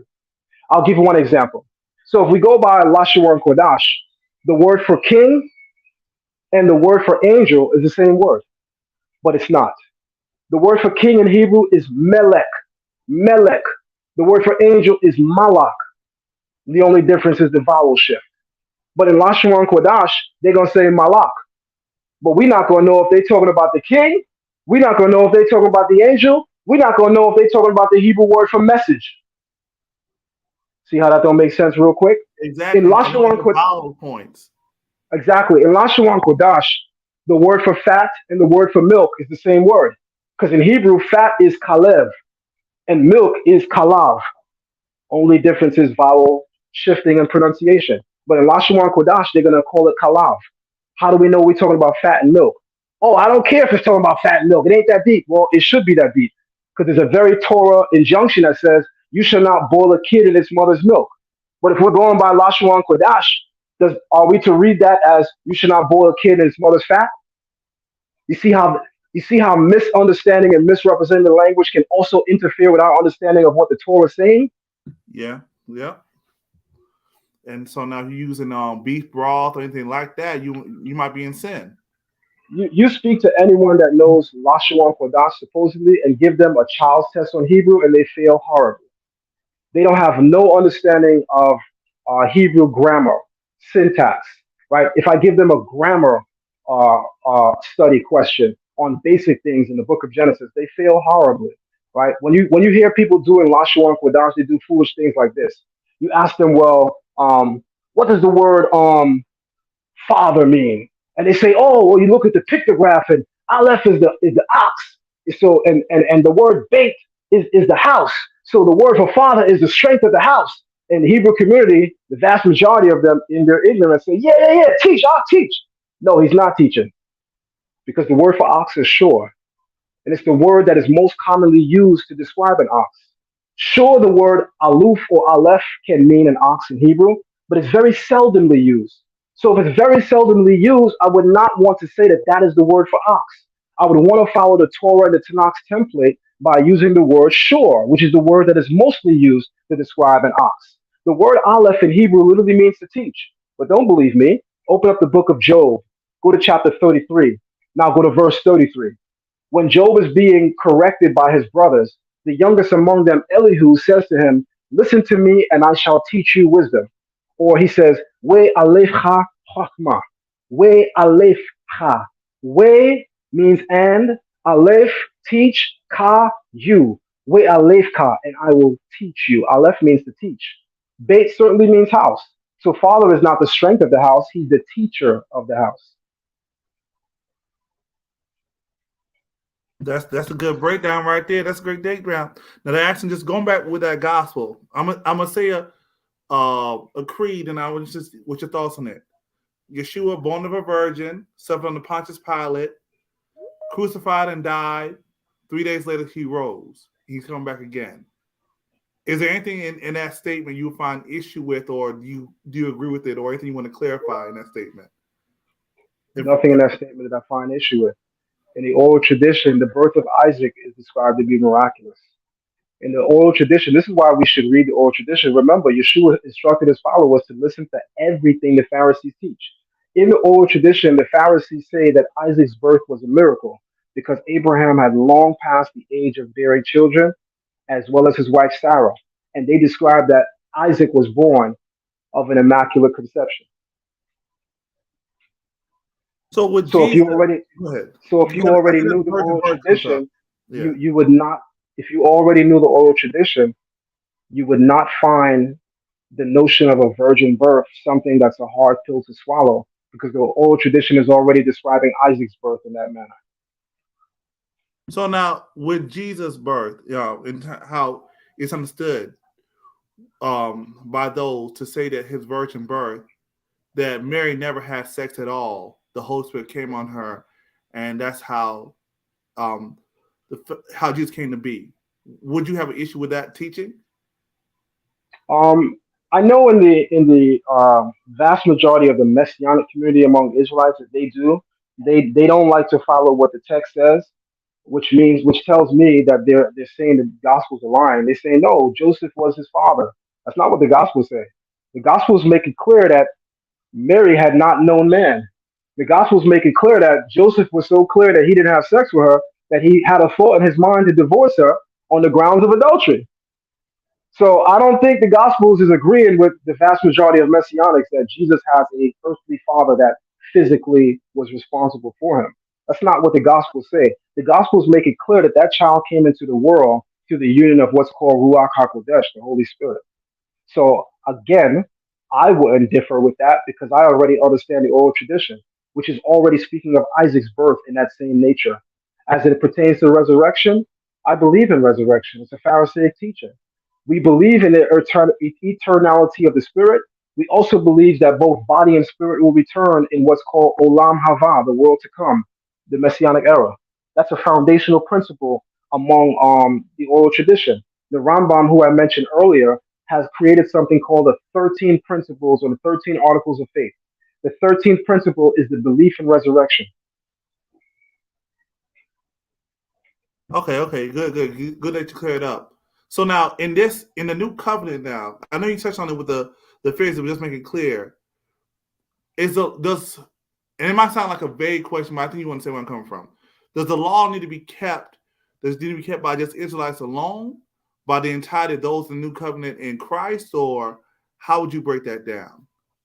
So Paul goes through this perfectly. The Gentiles were never called to do all of God's law. Never. And, for some people who don't understand the Torah, they may not understand that, and that may seem like a disparity, right? Like God is having favorites. Why does Israel get to keep the most of the laws, and the nations, only get to keep a few? right? In the oral tradition, we speak of the 7 no-hide laws, the 7 laws that are universal in the world that all men keep. And then we have the 613 commandments which were given to Israel. Now, that doesn't mean that nations can go out and murder, commit adultery, and etc., because that's included within the no-hide laws. So watch how what I'm about to say is going to make perfect sense. When you take this number 613 and you apply it to the nation, and you ask yourself a couple of simple questions. Is there any one man that can keep all 613 laws of God? I hope everyone knows the answer is no, because some of those laws deal with women's menstruation. And as far as I know, biologically, men don't have periods. So that means there's no man alive that can keep the 613 laws. Is there a woman alive that can keep all 613 laws? Nope, because the Torah talks about a nocturnal seminal emission that a man can have in the book of Leviticus. So again, there's no one man that can say, I can keep all 613 laws, but there are several laws given that are not applied to men. Some are also given to women. There's no one woman that can say she could keep all 613 laws because there are laws applied to men that she cannot keep. Now ask yourself a question. What about the priest? What about the king? There are laws given to the king. Can the king keep all commandments? Well, the king is a man, so he clearly can't keep all commandments. But watch this. The priest. Of all the laws given in the Torah, the priest has to keep the most because he has to do every single commandment that God gave to the men. By the way, there are more commandments for men to follow in the Torah uniquely than there are women. So that automatically puts the priest ahead of everyone because God has laws in the Torah that specifically pertain to the priest and no one else. Like if my homie dies, I can't go to his funeral if I'm a priest. That's the Torah. He can only go to the funeral of his deceased parents or his virgin sister. Apart from that, he can't go to quote unquote the homie's funeral. But I can as a regular Israelite. If I was a regular Israelite and a non-priest, I can. So what does that mean? God made a difference between the priestly class and the community or nation of Israel. The priestly class had to follow far more laws because they were closer with God. They had a closer relationship. So because they had a closer relationship, they had a greater responsibility. So because they had a greater responsibility, they had a greater hindrance as to what they can and cannot do. That's why they're given more laws than anybody else. Now think about this. In the Bible, God calls Israel a nation of priests. He literally says we are a nation of priests. So if you follow my previous explanation, you should now understand why Israel keeps more laws than the rest of mankind, because we are closer to God covenant-wise than the rest of mankind. But and so now I mean, so with just for clarity, with the convert in the old covenant prior to Christ, would the convert be seen as a natural born? Could a convert be seen as an Israelite? There's 2 types of converts, right? Not a God-fearer, but a true proselyte, fully converted, circumcised, baptized, mitzvah, give sacrifice. So I still want to be clear. There's 2 types of converts. There's what's called the ger toshav, which is the quote-unquote good convert, and then there's called the ger. The ger, which is translated in the Hebrew Bible as convert or stranger, is a resident alien. So the Torah stipulates that if there's a person that lives in the land of Israel, but has not come into conversion, has not come into full conversion, well, they still have to follow certain laws because they live and reside among us. They're called a ger. That's the Hebrew word for stranger, but it usually translates as convert. Then there's a person called a ger toshav. The ger toshav is the fully converted person. That's the person that has to keep all the laws, and that person is considered an Israelite. Okay, that's okay. So they consider Israelite. So when Paul would say, "My kinsman of the flesh," he wouldn't just be talking about ethnic Israel. He would also include those who are fully converted. He would also be talking about spiritual Israel. Remember, the promise was given to Abraham, right? That he would be the father of many nations. Now think about this. When you go back into Genesis 24 and 25, where all of Abraham's progeny is pronounced, you clearly and quickly understand the Bible is not calling Abraham physically the father of many nations. Just look at who he fathers. He doesn't father, quote unquote, many nations. So what is the Torah's meaning behind referring to him as Abraham, the father of many nations? It goes back to the definition I gave of the word for father. A father is a teacher of the house. through the teachings of Abraham, the entire world has been impacted, whether it has been quote unquote from Judaism or the Torah, whether it has been through Christianity, whether it has been through Islam. All three of the aforementioned have introduced the God of Abraham and his teachings. It is in that sense, it is in that way that he becomes the father of many nations, because the entire world has become impacted by his understanding of God. And it's with respect to that that we say that he's the father of many nations. So think about the implications now, because he's not a literal father, he's a spiritual father, which would then make the nations what? Spiritual children. And I've said something recently that kind of excited the Israelite community, because Israelites on a whole like to think that God only works with Israel, which is nonsense. In the book of Exodus, chapter 4, verse 22, God says to Moses, "Go and tell Pharaoh, Israel is my son, even my firstborn." Now, I don't know much about you, my good brother, but I can tell you I'm 43 years old. I'll be 44 in November. I'm a father of 18-year-old twin daughters. They're both just started college. I have a son that's 14. The only person that refers to themselves as having a firstborn child, listen to me carefully, are people who have other children. Do I need to say that again? The only person who says I have a firstborn child are people that have other children. So if you come in my office and you see a picture of my kid, and I look at you and I answer to you as you're asking me, who is that? And I say to you, that's my firstborn.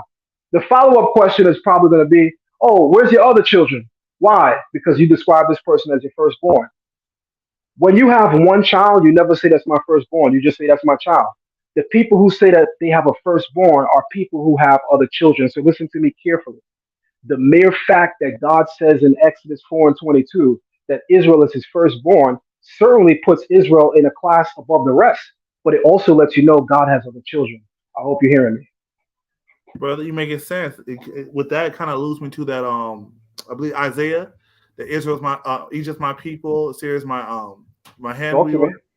It's my inheritance. The firstborn gets the inheritance, but he still sees Egypt as his people. So there's other people that God deals with, even in Scripture, that he's pulling folks out of slavery. That just like how he did Israel. That's right. I mean, even if you just look at the screen that you have up right now, which is me smiling with my big face, right? If you look at those two books, I'm a well-studied brother, my brother. I've been studying for many, many years. The books that you see behind me are not for show. I'm very intimately familiar with each and every single one of them. I'm a well-studied Israelite. I've been in the community for 30 years. I know the Hebrew language perfectly. I understand our culture and tradition perfectly. So when I speak, it will always separate me from who you think an Israelite is.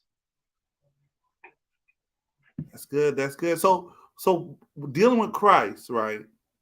His deity now. Is Jesus God, like how John 1:1 breaks down? That's Oh man, you want to squeeze everything out of me in this conversation, huh? I'm not, brother. Folks want to know, because the Christians are like, man. yeah, say he's a Christian. Well, We gotta know if you're a Christian. I'll say this to you. No one is the creator. Let's just be clear on that. No one is the creator. However, there is a special relationship that the Messiah has with the creator that no human being that ever existed has. Follow me. In the book of Micah, chapter 5, verse 2, I spoke about this last night. In reference to the Messiah to come, it says, his origins are from of old, from before the days of the world. Because in Hebrew it says, Mikedem Mime Olam, which is translated as from before the days of the world. So according to Micah chapter 5, verse 2, whoever the Messiah is someone that was here before God even created the world. Now just think about that for a second, because that's what the oral tradition also says. The oral tradition says 7 things were created before anything was created. And one of them is to mention that the Messiah was here. So both the oral tradition and the prophet Micah regard the Messiah as someone who was here before even the world was created. So think about that.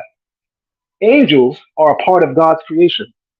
In fact, in the oral tradition, angels are created on 2 days, on day 2 and day 5. The Messiah, however, was here before day 1. think about that in relation to the Creator. What could we say about his essential makeup if he's here with the Father before the world is even created? Angels are even called Elohim in the Bible. Yet the Messiah precedes their creation and the creation of the world. So whatever his essence is, it is unlike any other created being or thing. Now, in the book of Daniel, Daniel was thrown into a fiery furnace, right? Shadrach, Meshach, and Abednego. And Nebuchadnezzar and his officer look and they see four men bound. And they say, one of them looks ka Elohim, like God. The rabbis of the oral tradition says the fourth man inside the fiery furnace, that was the Messiah. Woo! That was who? That was the Messiah. Time out. The Messiah we're looking for, according to the rabbis, has come in and out of the world several times. So why would rabbis reject the office of Jesus on the notion that he died and say he could never come back when they're already teaching that the Messiah to come has come in and out the world several times, and each time he came in the world, he came for the purpose of judgment? Oh, y'all better study that oral tradition that y'all playing with. But it seems though, because I'm saying I'm trying to say the scope, the timeline. So basically, like the Messiah, the Word was made, and then with Him and the Father, the world creation was created. Am I saying you correctly? So I have a video on this. Okay. It's called in the Beginning. So if you go on YouTube, you can type in Zion Lex in the Beginning. And I talk about in the beginning. The video is entitled "In the Beginning Was the Word," right? So I really don't want to speak it at the moment because I don't have too much time. Yeah. But I will say that my views are: I do not believe that Yeshua is God. I do not believe that. However, what I could say would still shock people, because even though I don't view him as God, whatever we can call him cannot come remotely close to what we're calling man or even angels, because he's greater than both. He precedes the creation of man, he precedes the creation of angels. You couldn't call him either one. The closest you could compare him to is God, which is why in the book of Daniel he's called La Ka Elohim, like God. The fourth person inside of the fiery furnace is called in Hebrew Ka Elohim, like God. Now there's a lot that I could say, but you might have to tune into my channel as I go in later on this evening. All right, and one last question. Share your final thoughts, brother. From what we're seeing, how can in your thoughts, your opinion, how can Israel assemble another great assembly, another Sanhedrin or some kind of council to deal with the differences, to come together to get out some of the pseudo information, even some of the bigotry, and really have a full understanding of the fullness of Israel with the entirety of the diaspora? So I don't believe that happens with our initiation. I believe that happens with the Messiah. The book of Isaiah says, by his knowledge, my righteous servant shall justify many. Right? By his knowledge, my righteous servant shall justify many, which is translated in the oral tradition or interpreted as the Messiah, when he comes, among the three most important things that he's coming to do, which is to judge the nations, gather in the exile host of the children of Israel, and spawn the rebuilding of the third temple. Among those very important things, is the rabbis also say that he's coming to clarify the Torah for us, because the rabbis don't understand everything perfectly. There are things that they even got wrong. In rabbinic tradition, the Messiah to come is regarded as two Messiahs. They refer to it as Mashiach ben Joseph, Messiah the son of Joseph, and Mashiach ben David, Messiah the son of David. Now, I go into that in volume 1 of my book, The Messiah Codex, so you would have to catch the book to get fully immersed in what that is. But I ask a question towards the end of that book, and I ask this question. Since it's already admitted in the old tradition that one of the things that the Messiah is coming to do is to clarify the words of Torah and the understanding of the greatest sages and rabbis, then that means that the rabbis must have something wrong. Is it possible that their understanding of the Messiah to come is wrong? Is it possible that them seeing the Messiah, Mashiach ben Joseph, mind you, the rabbinic view is that Mashiach ben Joseph will be killed and slain, and his death shall serve as an atonement for the sins of Israel. I hope y'all listening to me. And Mashiach ben David will come to judge the world. So the question I ask in the book is, what if the rabbis got that wrong? What if the concept is right, that one is coming to die and suffer, and one is coming to judge the nations? But what if that's the same person, and it's simply that he died and will come back? That's good. But is it? But on it, I understand what you're saying, the Messianic age. But is there anything we can do now? Well, yeah. There's certainly things that we can do now, There's too much. and Go ahead. I believe there's certainly things that we can do now to help clear the air and bring about greater understanding of in our communities of what an Israelite and what the Torah is. I certainly think so. The problem, though, the Israelite community is like the Wild Wild West. Everybody got a gun. Everybody got a Bible. And once they got that, they don't want to listen to nobody. So you'll find the Israelite community, people popping up with 2 months of information, and then they quote unquote start a camp in the third month. How are you leading an assembly and you're not fully learned yourself? So the vast majority of Israelite camps that you see spring up, go find out who the leader was, and then go ask how long that person been studying the Bible, and even ask who their teacher is. And guess what you'll probably find? You'll probably find people who never had a teacher. You'll probably find people who learned from YouTube. You got to understand, in 1994, when I came into this understanding, Google wasn't here yet. Instagram wasn't here. Facebook wasn't here. YouTube wasn't here. You had to be in connection with real teachers in order to learn what I'm speaking.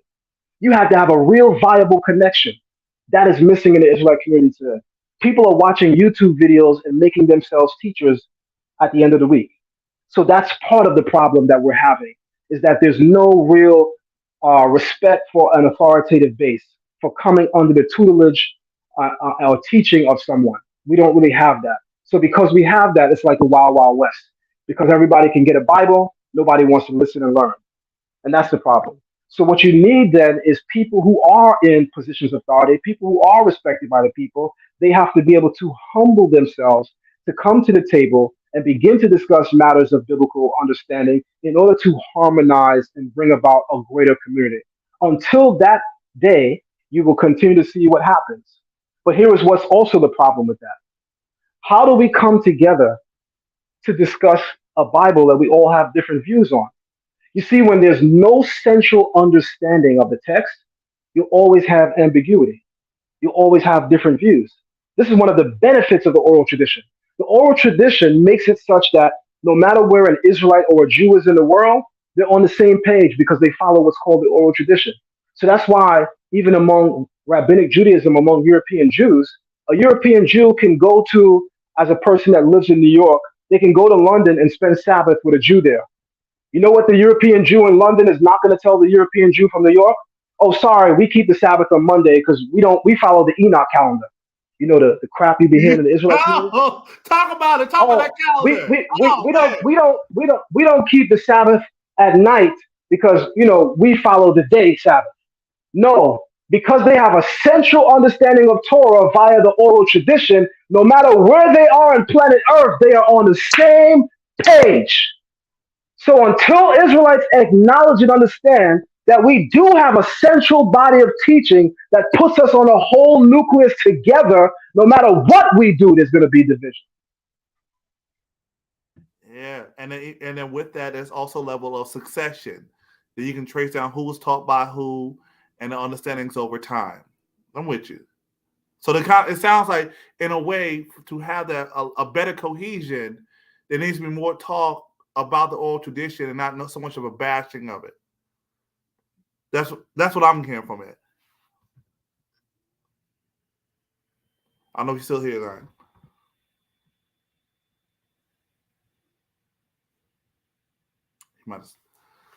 He might have stepped away. But that's good. And in terms of to deal with it, and it kind of goes into what we're talking about in terms of authority and how do we have cohesion in terms of Israel, right? How do we actually come together in some kind of standard or have better discussion instead of trying to build everything from the ground floor? Okay. I'm still waiting for them to come back. meantime, hold on 1 second, y'all.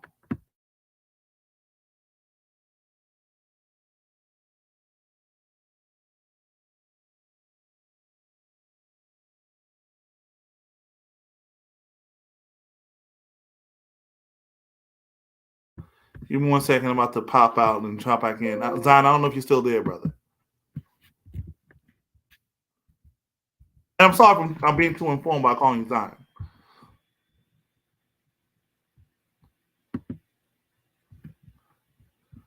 One second.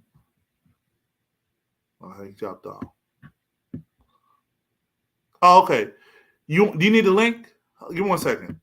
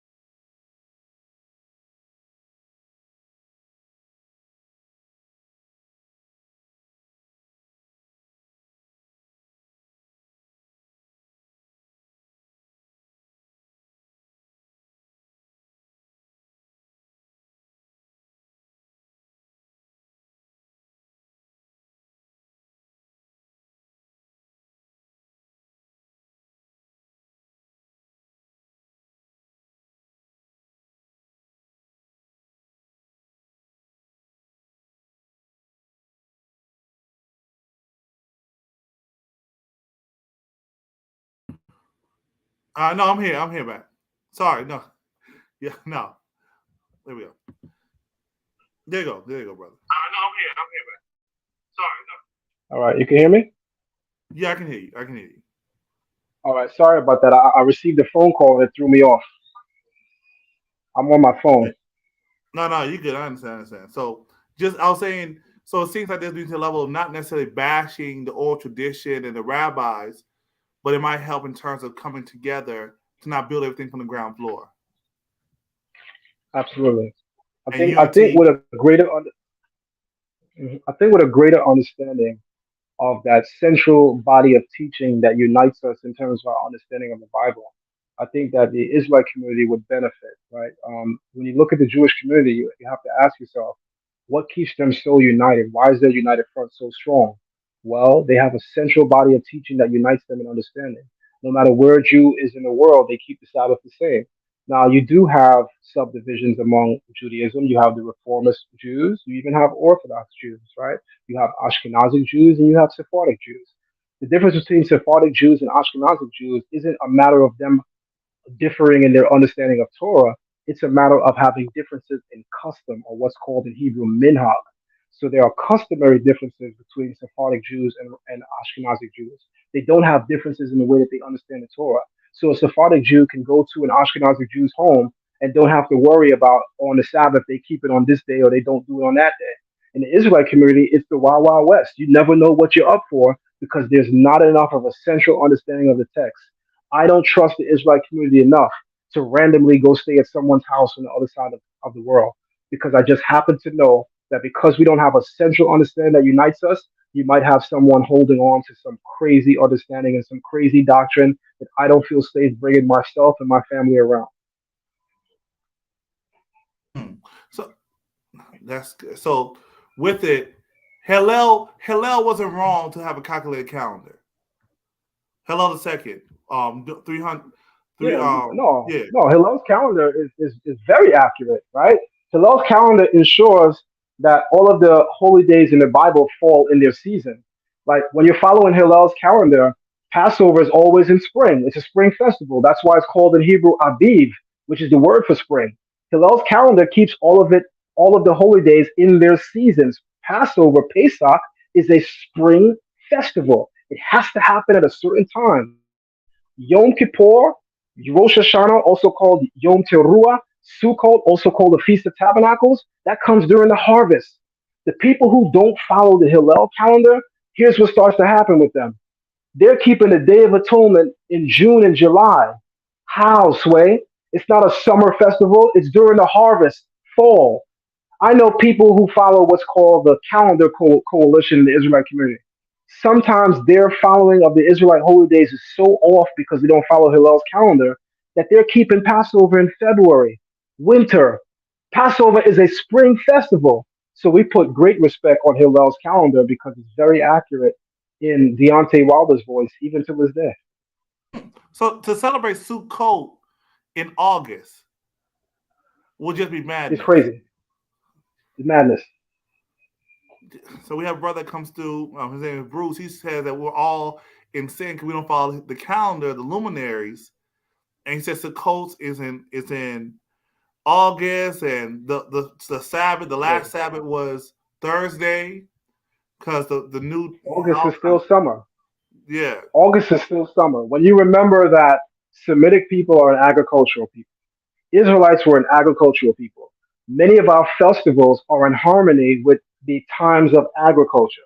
Now, the seventh month has to occur during quote unquote the fall season or during the harvest.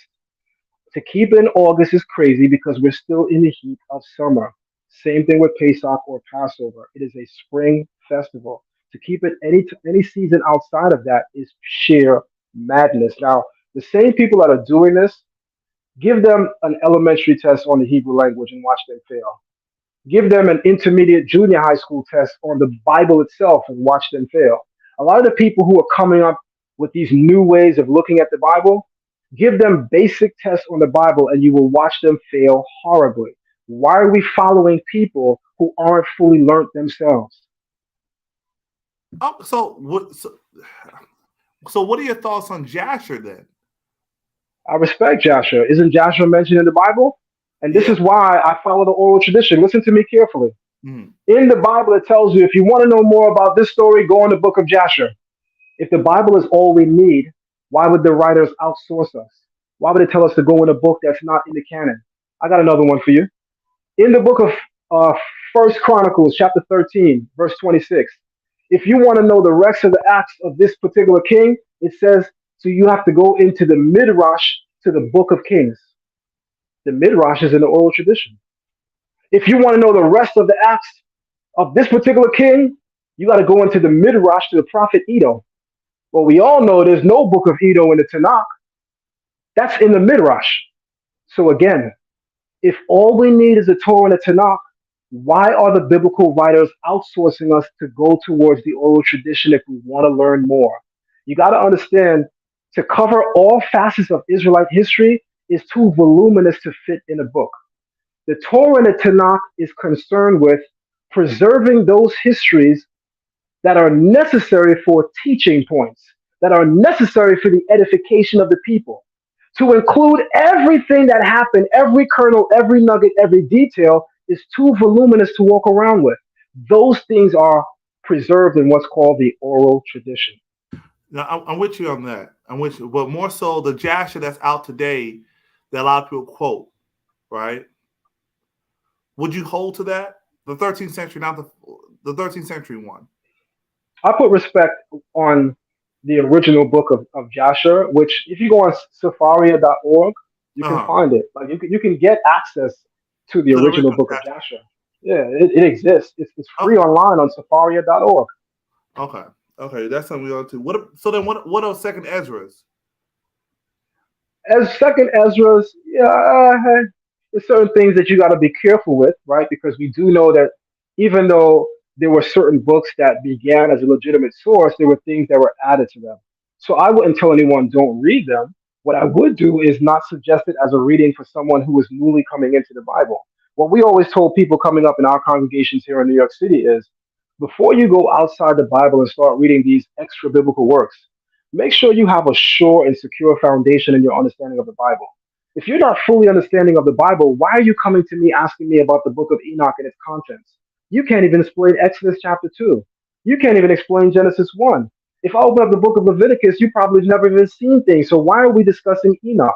The problem is everybody wants to sound like a wizard when they're reading and studying the Bible without having basic application understanding of it. One precedes the other. You can't want to be a chief and never want to be an Indian. You can't want to be a leader and don't know what it takes to be a servant. You can't want to be a teacher and never want to humble yourself to be a student.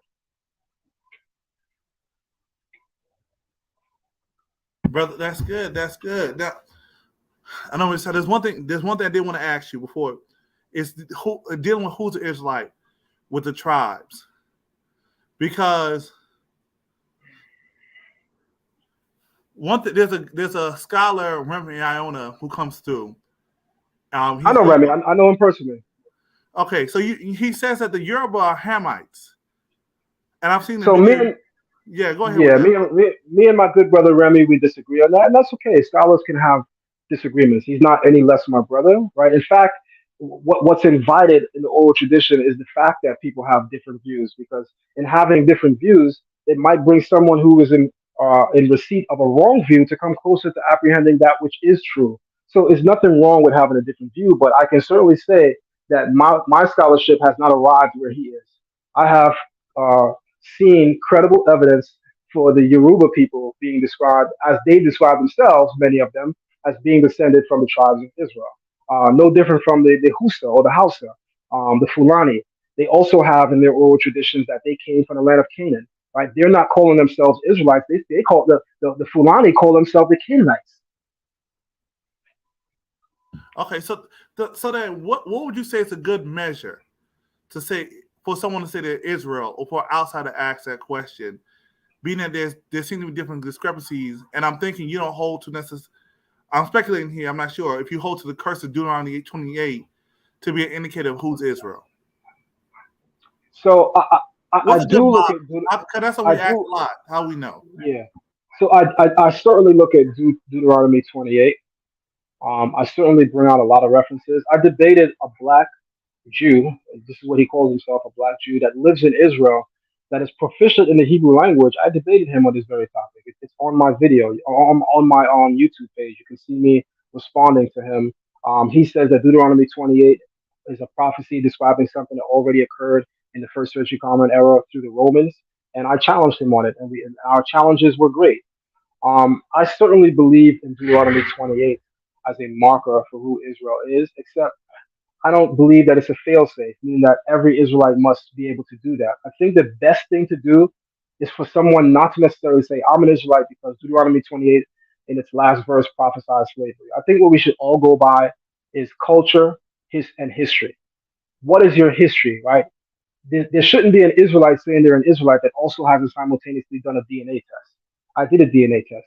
My DNA test told me some very important things.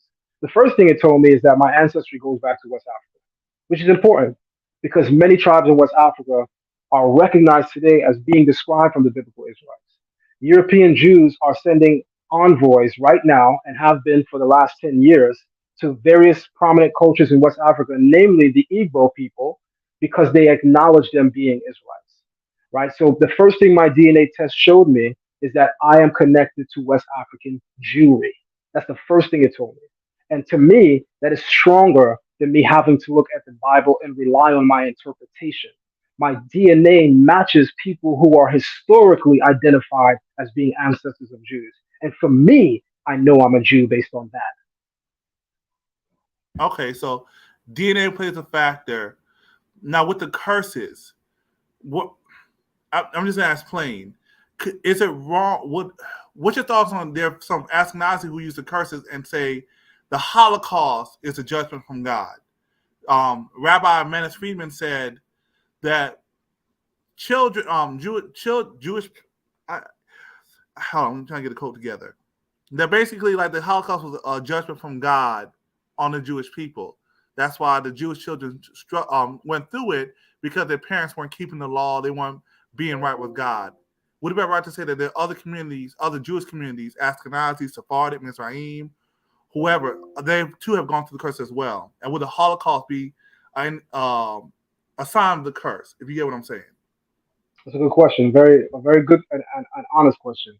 So I'm familiar with Rabbi Mattis Friedman, and so because I'm familiar with him, I know he doesn't say Deuteronomy 28 is responsible or shows the connection between the Holocaust and what is prophesied. I know he doesn't use that. So while he does see a biblical reference, the overall idea of being a cursed people as a connection, he still doesn't use Deuteronomy 28. Again, I'm very much connected to European Jewish communities. I teach among them. I daven and even have prayed among them. When I enter their congregation, they recognize me as a Talmid Chacham, which is a term that is used to say that someone is a scholar. So I have an open invite to several European congregations. This has been since the late 90s. All right. When I say the first time I spoke in a European congregation was in 1998, I've had an open invite to several here in New York, DC, as well as Philadelphia, and that I still speak at. And so I know what they're teaching. And so none of them use Deuteronomy 28 to say that they are a cursed people and to describe the Holocaust, but they do believe that there are inferences. Like there's even a rabbi here in New York City that is the son of Rabbi Berg, and he's connected to what's called the Kabbalah Center. That he believes is a passage in the Torah that mentions the word Nazi in Hebrew, right? And when you go to the passage, you can see what he's saying. But that falls in line with what we already understand in the oral tradition, that there is no major catastrophic event that happens to man that is not encoded in some way, some form in the Torah itself, right? It will always be mentioned or at least encoded in the text. So we believe that any major atrocity is recorded in the Torah. Even atrocities that are happening now is recorded in the Torah, whether that be of Israel or whether that be of other nations. So I wouldn't discredit their ability to see themselves. However, I can tell you that none of them use Deuteronomy 28. Okay, it's more of a general sense of our suffering and plight, how European Jews talk about the ghettos, being kicked out, pogroms, things of that nature. Mm-hmm. So, Yeah, I'm familiar. I'm familiar with those things, and again, I wouldn't discount the value of them saying those things. But again, I can tell you that they're not using Deuteronomy 28. They're not saying that that's their marker. This is unique in the Israelite communities. Only the Israelites that are saying Deuteronomy 28, verse 68, particularly identifies us as a marker to say that we are the Israelites. There's no European Jew doing that. okay, so from what you're seeing, that's a later thought. We don't see this in the sages. We don't see this in any writings. It's more Americentric in a way. Well, Rabbi Samson Raphael Hirsch, a Hebrew Okay. grammarian, right? When he breaks down Deuteronomy 28:68, he says it is not speaking of the Roman captivity. And he actually says it's a dual-fold captivity, something that would repeat itself. I brought this out on my YouTube channel, and maybe I should bring it out again. But there are rabbis that go back to the Middle Ages and even within the first 3 centuries Common Era that regard Deuteronomy 28:68 as a repeating prophecy. As we know, there are some prophecies in the Bible which repeat themselves. Isaiah 7:14 is something that happened in Isaiah's era. It's also something that happened in an era much later, which we regard as the era of Yeshua. So, on that train of thought, on that note, there are rabbis that are regarding Deuteronomy 28:68 as a repeating or dual prophecy, something that happened in a particular era that will also happen again. I have all of the citations for it. I did a YouTube video on it. All you would have to do is type in Zion Lex Deuteronomy 28, and you see me bring out all of the rabbinic sources and all of the historical sources. Okay, but in line with that, it wouldn't be used necessarily to discredit another community, though. No, so I mean, let's again, Yeah. be careful with thinking that I'm everyone else, right? No, Because I'm not. I don't think I've said anything so far that would be an attempt to discredit another community, right? I think that people should be entitled to hold their views. Whether I agree or disagree with that is another thing, but I don't go out of my way to say that someone is not who they say they are. My thing is to establish who I am based on credible information and based on what the Bible says. That's my thing. I don't spend egregious time trying to discredit the value of a person's belief system, as it were. I don't do that. There was a time that I did that, but I no longer hold myself to that. I believe that if the truth is the truth, it can defend itself without my help.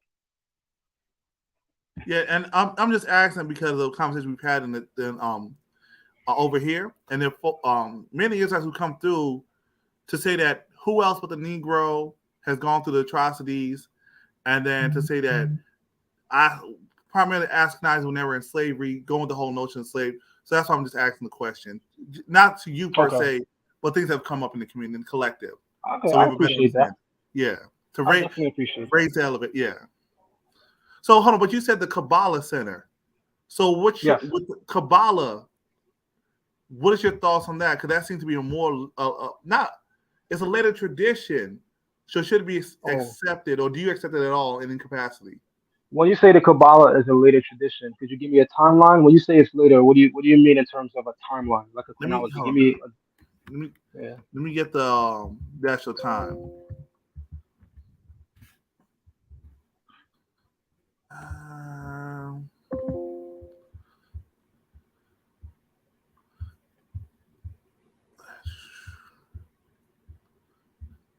Give me 1 second. More so like 12th, 13th century, thereabout. Oh man, so no, brother. The Kabbalah is much older than that. I mean, and when I say much older, I mean with clear citations. So okay, a lot of people don't know the names of the people responsible for the canonization of the Tanakh or the Old Testament. For people who think that the oral tradition is something that we should avoid and not follow, I want them to consider this. The person that canonizes the Tanakh, the Hebrew Bible, is a rabbi by the name of Rabbi Yochanan ben Zaki. If you know anything about him, he's the person responsible for the Zohar, which is the foremost Kabbalistic text. So the person that is responsible for canonizing the Tanakh, Rabbi Yochanan Zaki, is also responsible for the greatest Kabbalistic text, the Zohar. And that goes back to the first century Common Era. Although the Zohar, the rabbi, goes back to the first century Common Era, but the book itself was not published until the 12th century Common Era. But you do find in cited works, even in among the Qumran Dead Sea Scrolls, references to Kabbalistic understanding of the Bible. The oldest book in the oral tradition is known as Pirkei Avot, which is translated as the Ethics of the Fathers. In the very first chapter, in the very first verse, it says, Moshe Kibel Torah mi Sinai, which means Moses received the Torah on Sinai. But I need you to listen to me. Moshe Kibel Torah mi Sinai. Kibel, that's the root for Kabbalah. All Kabbalah means in Hebrew is a received tradition. And when the rabbis and sages of the oral tradition describe how Moses comes into receipt of this knowledge, they say that he kibelled it. He kibelled it. So Kabbalah is used in the book of Proverbs to describe someone receiving wisdom. It's used in the oral tradition to describe how Moses comes into his understanding of the Torah. All of the Kabbalistic tradition, what it essentially is, it's a deeper understanding for everything we're reading in the Torah and the Tanakh. It is not the red strings that you're seeing today, postulated by celebrities such as Madonna. It's not the Kabbalah Center in its glitz and its glamour. It's not the belief in formulas and amulets. The Kabbalah is none of that. Kabbalistic understanding in its right perspective represents the deepest, most esoteric understanding of the Bible. It actually would represent the understanding that the prophets would have had, right? If a prophet was to sit down and engage, most of us would be lost. We had prophetic academies in the land of Israel, schools of the prophets. We read in the Bible about the disciples of the prophets, the sons of the prophets. Okay, so if someone's a disciple, they're learning, where's the school? The Bible mentions Anatot, which is in the tribal portion of Benjamin, as being one of them. The Bible mentions Bethel as being one of the places of the prophetic academies. So if they're prophetic academies, mainly centered in southern Israel, which is the land of Judah and surrounding Jerusalem, you have to ask yourself, if there's a prophetic academy, what do you think they're teaching there? And then B, clearly they're teaching something that the general populace does not have access to. So that's what we're talking about when we're talking about the Kabbalah. We're talking about a higher and more esoteric understanding of the Bible and the theology of the Torah that is only given to an elite group. That's what we're talking. And in its wrong perspective, brings questions like this. What is Kabbalah? I heard it was this, I heard it was that. And what people are hearing are all the bad things, all the things that are not to be associated with it. But anyone that is astute with what it is would know that what it represents, even as I briefly explained. Oh, yeah. Somebody, and just to show you the ignorance, somebody types, it's the teaching of the knowledge of the fallen angels, which I have to laugh at because just reading that shows me the person never studied what Kabbalah is. But anyway. So then with that, how would you differentiate between the prophets with canon and just other esoteric views? If you get my question, right? When you say other esoteric views, what do you mean? In terms of a prophet speaking that needs to be canon and written down as scripture, or just someone having a more view. Granted, basically, what's it between the level between like Isaiah and just someone having just a interpretation of Revelation? Okay, so there are many people that came into Revelation, and many of their revelations are not recorded in the Tanakh. Yeah. Right. In fact, because of how voluminous Isaiah, Jeremiah, and Ezekiel is, most people would be led to believe that they're the greatest of the biblical prophets. That's not the case. Hosea is regarded as the greatest of the biblical prophets, especially contemporary with Isaiah. He's a contemporary of Isaiah, and he was regarded by his contemporaries as having more authority and being a greater prophetic personality than that of Isaiah. But the prophecies that came to him were fewer in number, and so his book is fewer in volume, lesser in volume. Isaiah holds a much greater book, and of course, Isaiah is more pronounced in talking about the Mashiach. So because of those facets, he becomes the greater of them. But if you were just to do a simple research and see what the contemporary sages and rabbis were saying about Isaiah and Hosea, Hosea was regarded as being a greater prophet than Isaiah. And when I say greater, I don't mean in terms of morality. I mean greater in terms of their understanding of esoteric law. Okay, I'm with you. Volume is quality over quantity. That they might have a lot, but that's me. There you go. And I mean, I'm sure even for you, it's common sense because just think about it.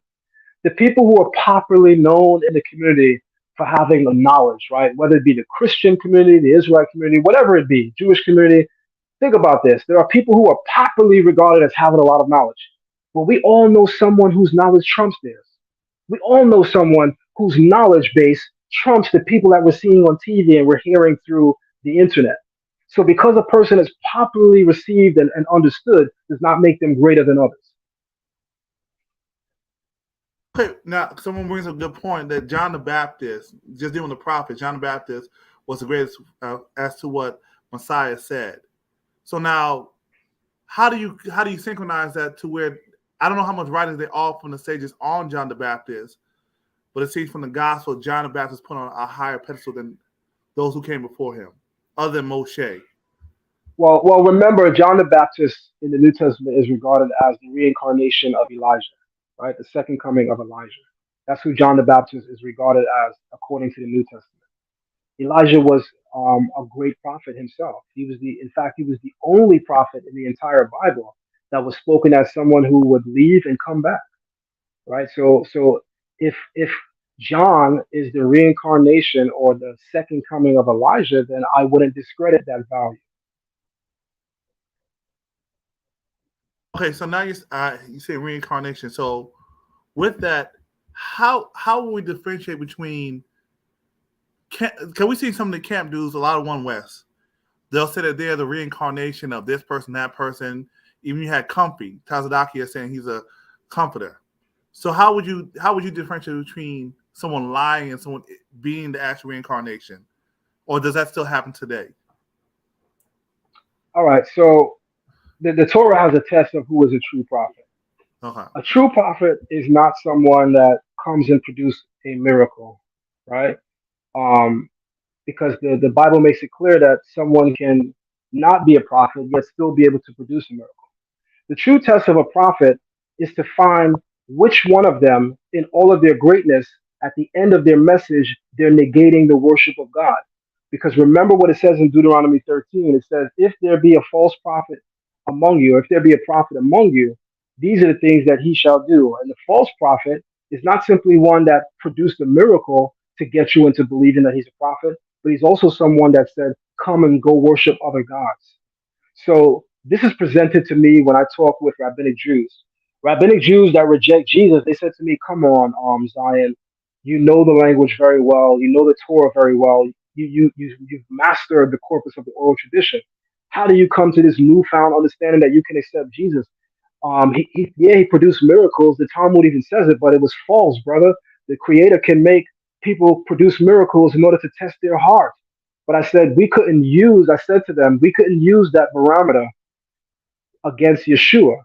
Because notice that even though the Gospels say that he produced miracles, never once does he tell the people to serve other gods. And that's the operative term used in Deuteronomy 13. The false prophet, not only has to produce miracles in order to deceive you, but he also has to, more importantly, get you to follow other gods. Yeshua never does that. He continually extols the people to go back to the worship of the one God, the God of Abraham. He also says that he did not come to destroy the Torah, but he came to fulfill it.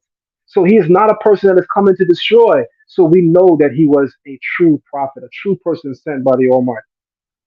That's good. That's good. But just dealing with dealing with the whole essence of reincarnation itself, right? hmm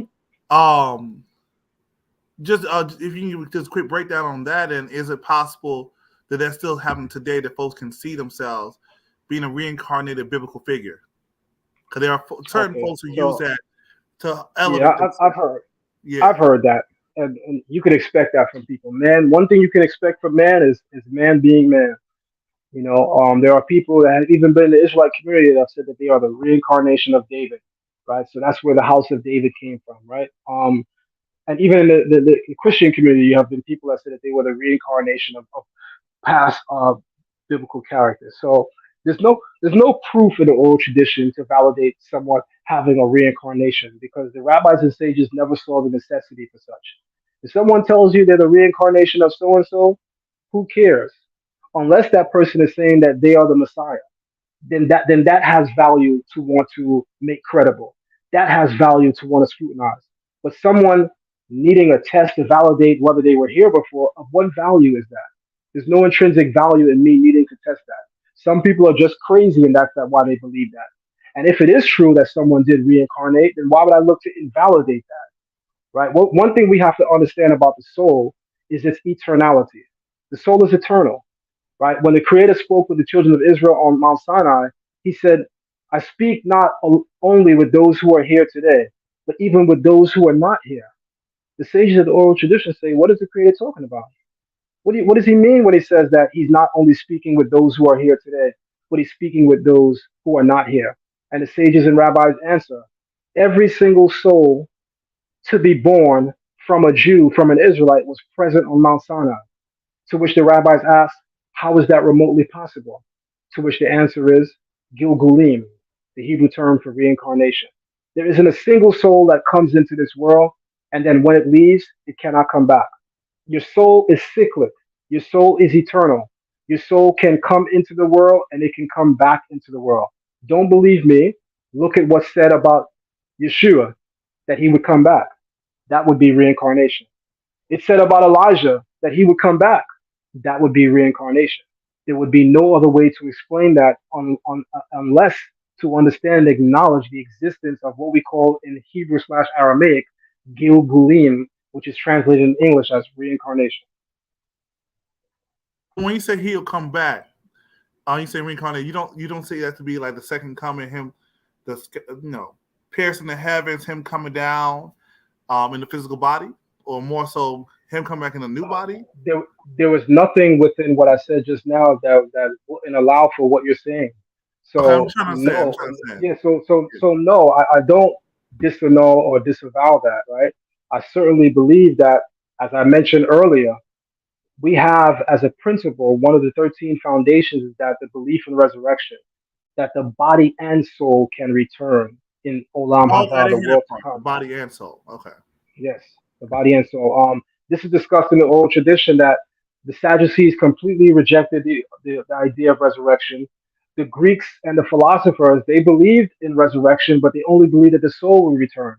The Jews were unique in that the school of the Pharisees believed that not only would the soul return, but the body would return. Okay, the body would return. So someone returning is not significant for reincarnation unless their body also returns. Okay, so with that, so where did that? So John the Baptist, the reincarnation of Elijah, because he's a baby, he comes as a baby. So is that his soul just returning in his new body, or? Right. So I'm thinking so when John the resurrection. Baptist, Yeah. right. So when John the Baptist is described as having the spirit of Elijah, right, that would be the reincarnation of the soul.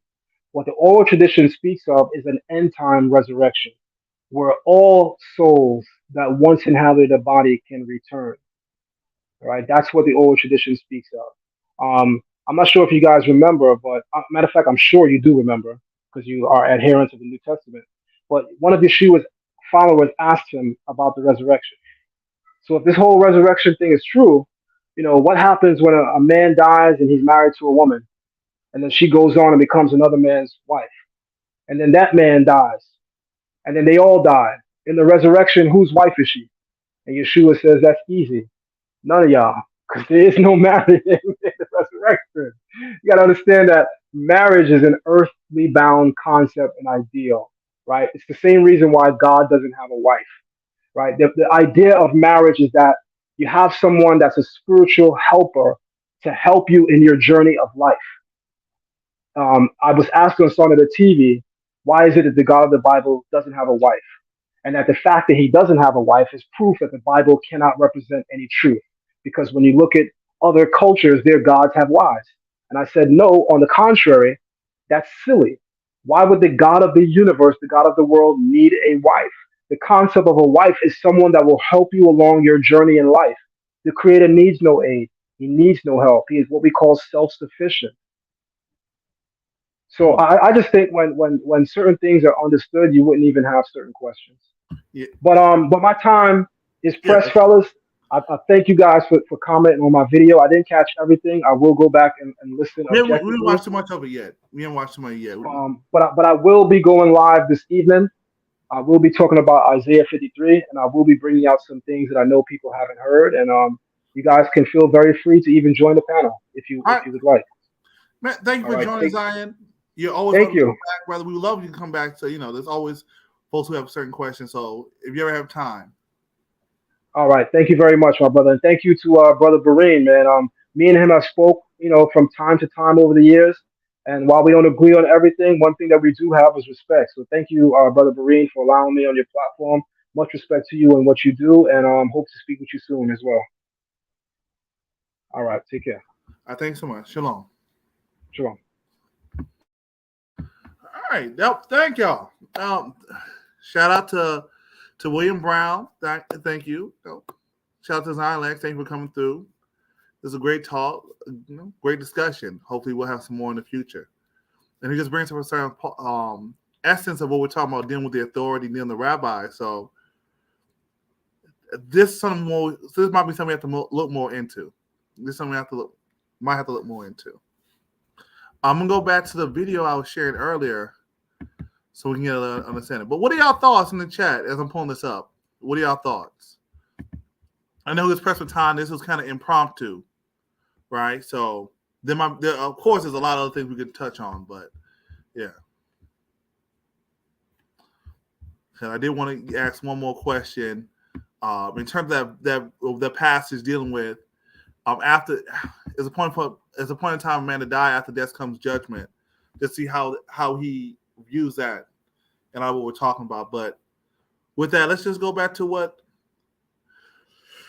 being said right here, dealing with the rabbinic authority. Why do we have to listen to the rabbis? Fair use. I know Kobe right now feeling vindicated. Yeah. Shout out to Zion. Yeah. So he's still growing. I think he should do Isaiah shows no return of flesh. And the servant, no one said all Israel's dummies, right? No one said all that.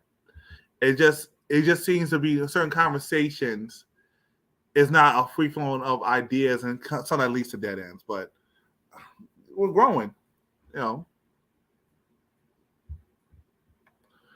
right, let us play fair use. I want to thank the amazing people of Project Inspire for giving me the opportunity, in fact, the privilege of coming to you tonight to talk about a very difficult topic, and that is the concept of the oral Torah in Judaism. Now, there's much talk, but very little understanding about the role of the rabbis in Judaism. And in the next minutes, we're going to attempt to provide some much needed background to understand what authority the rabbis actually possess and what difference they make in the practice of Judaism. Classical Judaism is known to have two Torahs, the Bible, or the written Torah authored by God. Yeah, shout out to Slick. Slick came through with the video earlier. So that is shout out to Slick.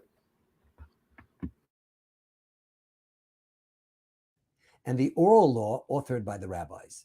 Both play a key role in the understanding and the actual observance of Judaism. So now then, how does it work exactly? And isn't it strange for any people to rely upon an oral work for their day-to-day religious practice? And here's another question. From where did the rabbis derive their authority to compose the oral law? And why isn't it enough to have a written Bible? Why do Jews even need an oral Torah? And finally, the oral law consists primarily of two well-known works called the Mishnah, compiled by Judah the Prince in about the year 200 of the Common Era, and the Talmud in 500 CE. Both are very much written works, so why are they called the oral law? Let's start with the very concept of having an oral law. Is that unique to the Jews? Interestingly enough, having an oral tradition is certainly not unique to Judaism at all. In fact, virtually all societies and cultures rely upon oral representations for their cultural practices, their history, and traditions. Here's an example. Remember the name Betsy Ross? She's been credited with having sewn the first American flag. And how do we know this to be true? Well, History.com reports that in 1870, Betsy Ross Claypool's grandson, whose name was William Canby, when he was already an elderly person, presented the family tale to the Historical Society of Pennsylvania. And that's it. We have no reason to doubt the veracity of Canby's claim, but that's the way history and tradition works. It depends often entirely upon someone's oral representation. But you know what? It goes far deeper than that. I'm going to draw a letter in the air and ask you to name that letter. Yes, it's the letter A. Now, why did you call it that? Because that's what your teacher taught you way back in preschool, no doubt. Now let's look at a similar story from the Talmud, Tractate Shabbos, page 31a. A heathen once came and asked Hillel, "How many Torahs do you have?" He answered, "Two, one a written Torah and the other an oral Torah." The man responded, "The written one I believe in, but not the oral. Convert me on the condition that you teach me only the written Torah." Hillel accepted him. On the first day they studied, Hillel taught him the letters of the Hebrew alphabet, Aleph, Beis, Gimel, Daled. The next day he taught him the Hebrew alphabet, but in reverse order. The man asked him, "Hey, yesterday you taught it to me the other way around." He answered him, "If you relied on what I taught you yesterday regarding the letters, you should rely also upon me today for the oral law." Hillel is making the exact point that, in fact, we rely almost entirely on oral traditions and culture, not only to know our letters, but to pronounce all of our words and to understand what they mean and how to use the words and expressions in contemporary writing and conversation. But with the Torah, it's even more than that. In fact, we find large portions of the written Jewish Torah could not possibly have been observed at all were it not for the oral law. Let me preface an example I'm going to give you by sharing with you that according to the greatest medieval scholars, including Maimonides, keeping Shabbat is the single most central commandment of all of the Torah, in that it flies in the face of those who believe the universe to have been a constant, meaning that the universe always was. It had no beginning and no creator. It's then quite interesting that there is universal acceptance of the 7-day week, in that it has no other source other than that God created the world in 6 days and rested on the seventh. In any case, the rabbis tell us that celebrating Shabbat is testimony that God created the universe, and violating Shabbat in antiquity was a capital offense for this reason. Interestingly, the Torah repeats the law to keep Shabbat under the penalty of death multiple times. But what it actually prohibits on Shabbat literally is melacha, or work. Okay, so what constitutes work? Well, the answer to that important question is only provided by the rabbis of the Talmud, not the Torah. Without dissenting opinion, they specify that there are 39 categories of work of malacha, with literally many hundreds of derivative prohibited actions, capital offenses all. So for the hundreds of years between when the law was given at Sinai and the time the Talmud came into existence, how was malacha, or work, defined? Let's try to imagine the scene of Moses teaching God's words to the minions. Don't work on the Sabbath, he thundered. And what if we do? Asked the wise guy. You'll be put to death, says Moses with a flourish. Okay, we'll observe the Sabbath. What exactly is it that we can't do? I have no idea, says Moses, but I know for sure if you do it, you'll die. Obviously, when the Torah was given to the Jews, it already came with, or was accompanied with, an oral explanation that gave the details. Although those details. What are your thoughts on that? Does that make sense in any way at all? That it would have to be things that are defined or understood prior to? That what is work? Kind of this discussion about that, work is this, work is that, right? But would there be already a pre-understanding or some oral rulings that might not have been compiled yet, but they understood it from what's being said?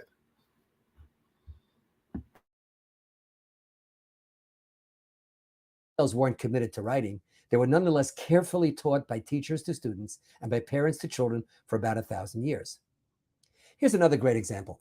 The Torah specifically commands us to have certain biblical passages bound to our arms and placed upon our heads. Now, just about every Jew with the most basic knowledge of Judaism knows this to refer to tefillin. However, the Torah never uses the phrase tefillin, which is only to be found in the oral law. It simply tells us to bind something on our arms and totafos between our eyes without even giving us a smidgen of additional information. So what did the people do at that time? Did everybody interpret this on their own?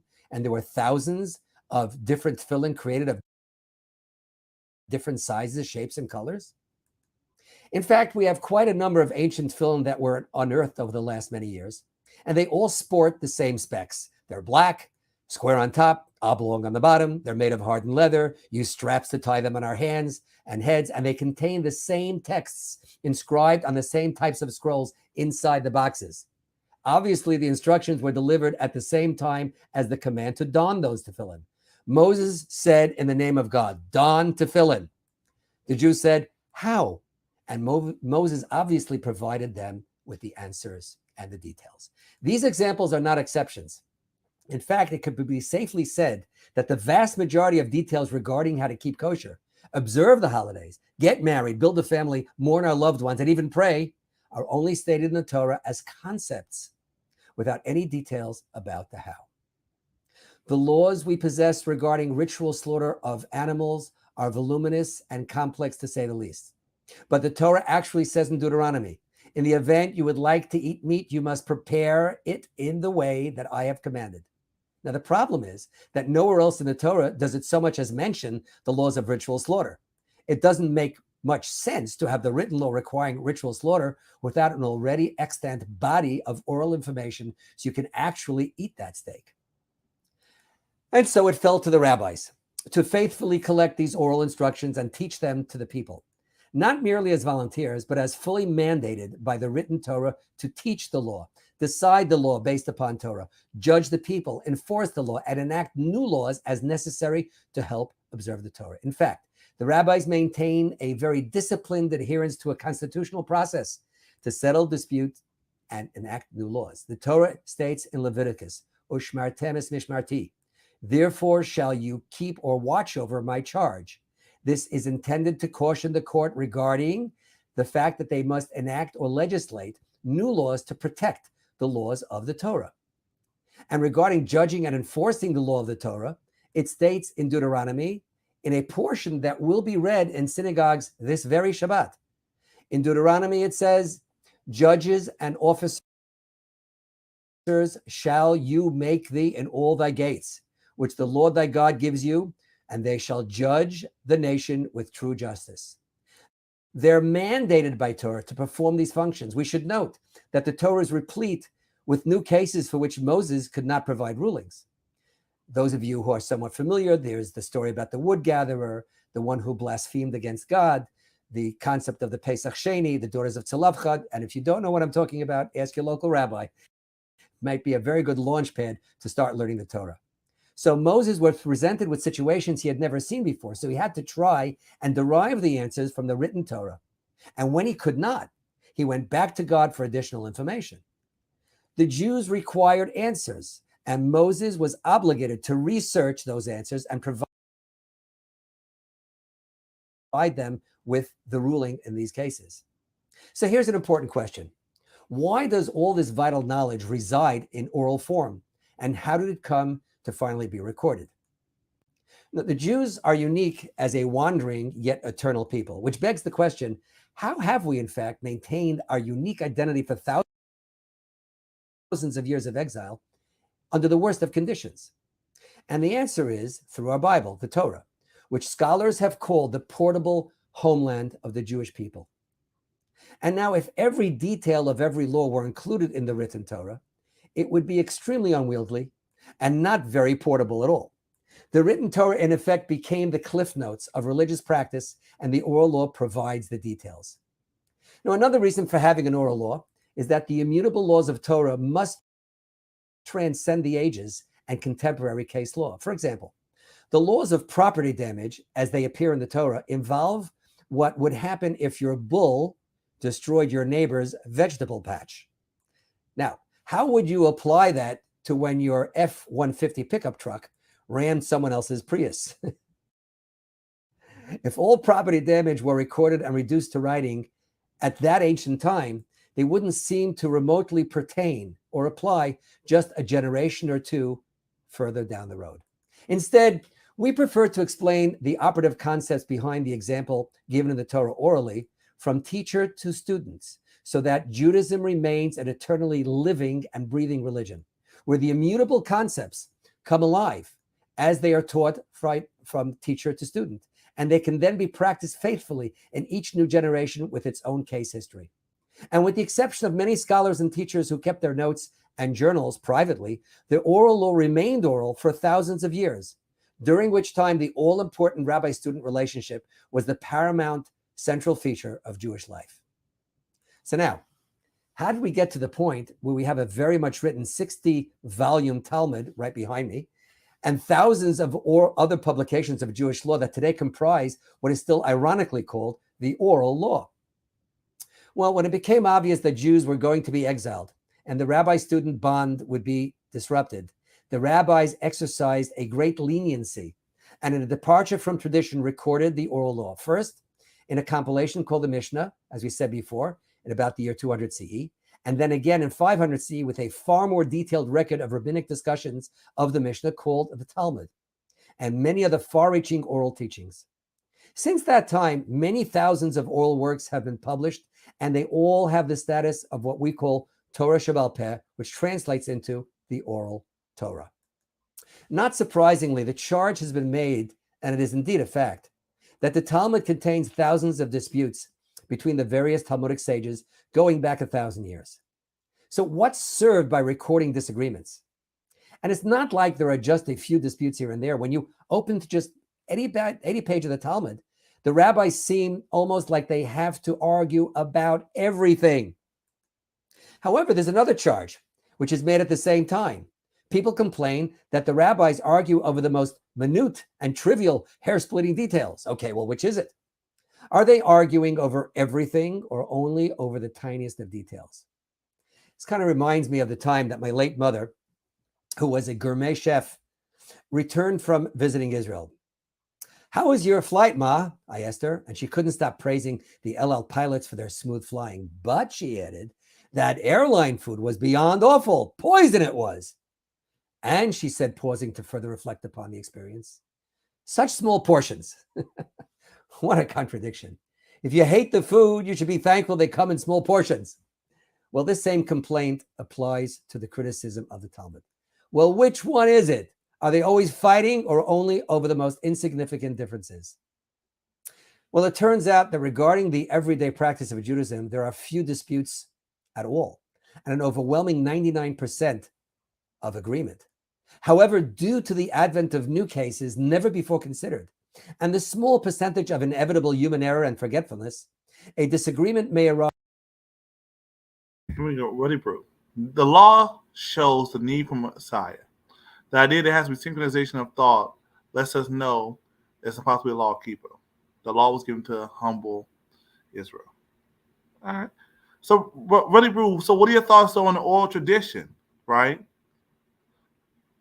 In terms of that, are the elements, if folks want to keep the law, right? Do as Messiah did, some folks would say. Should be elements of the oral tradition, meaning that it was flown during the time and not everything was rejected. I'm gonna let this play fair use.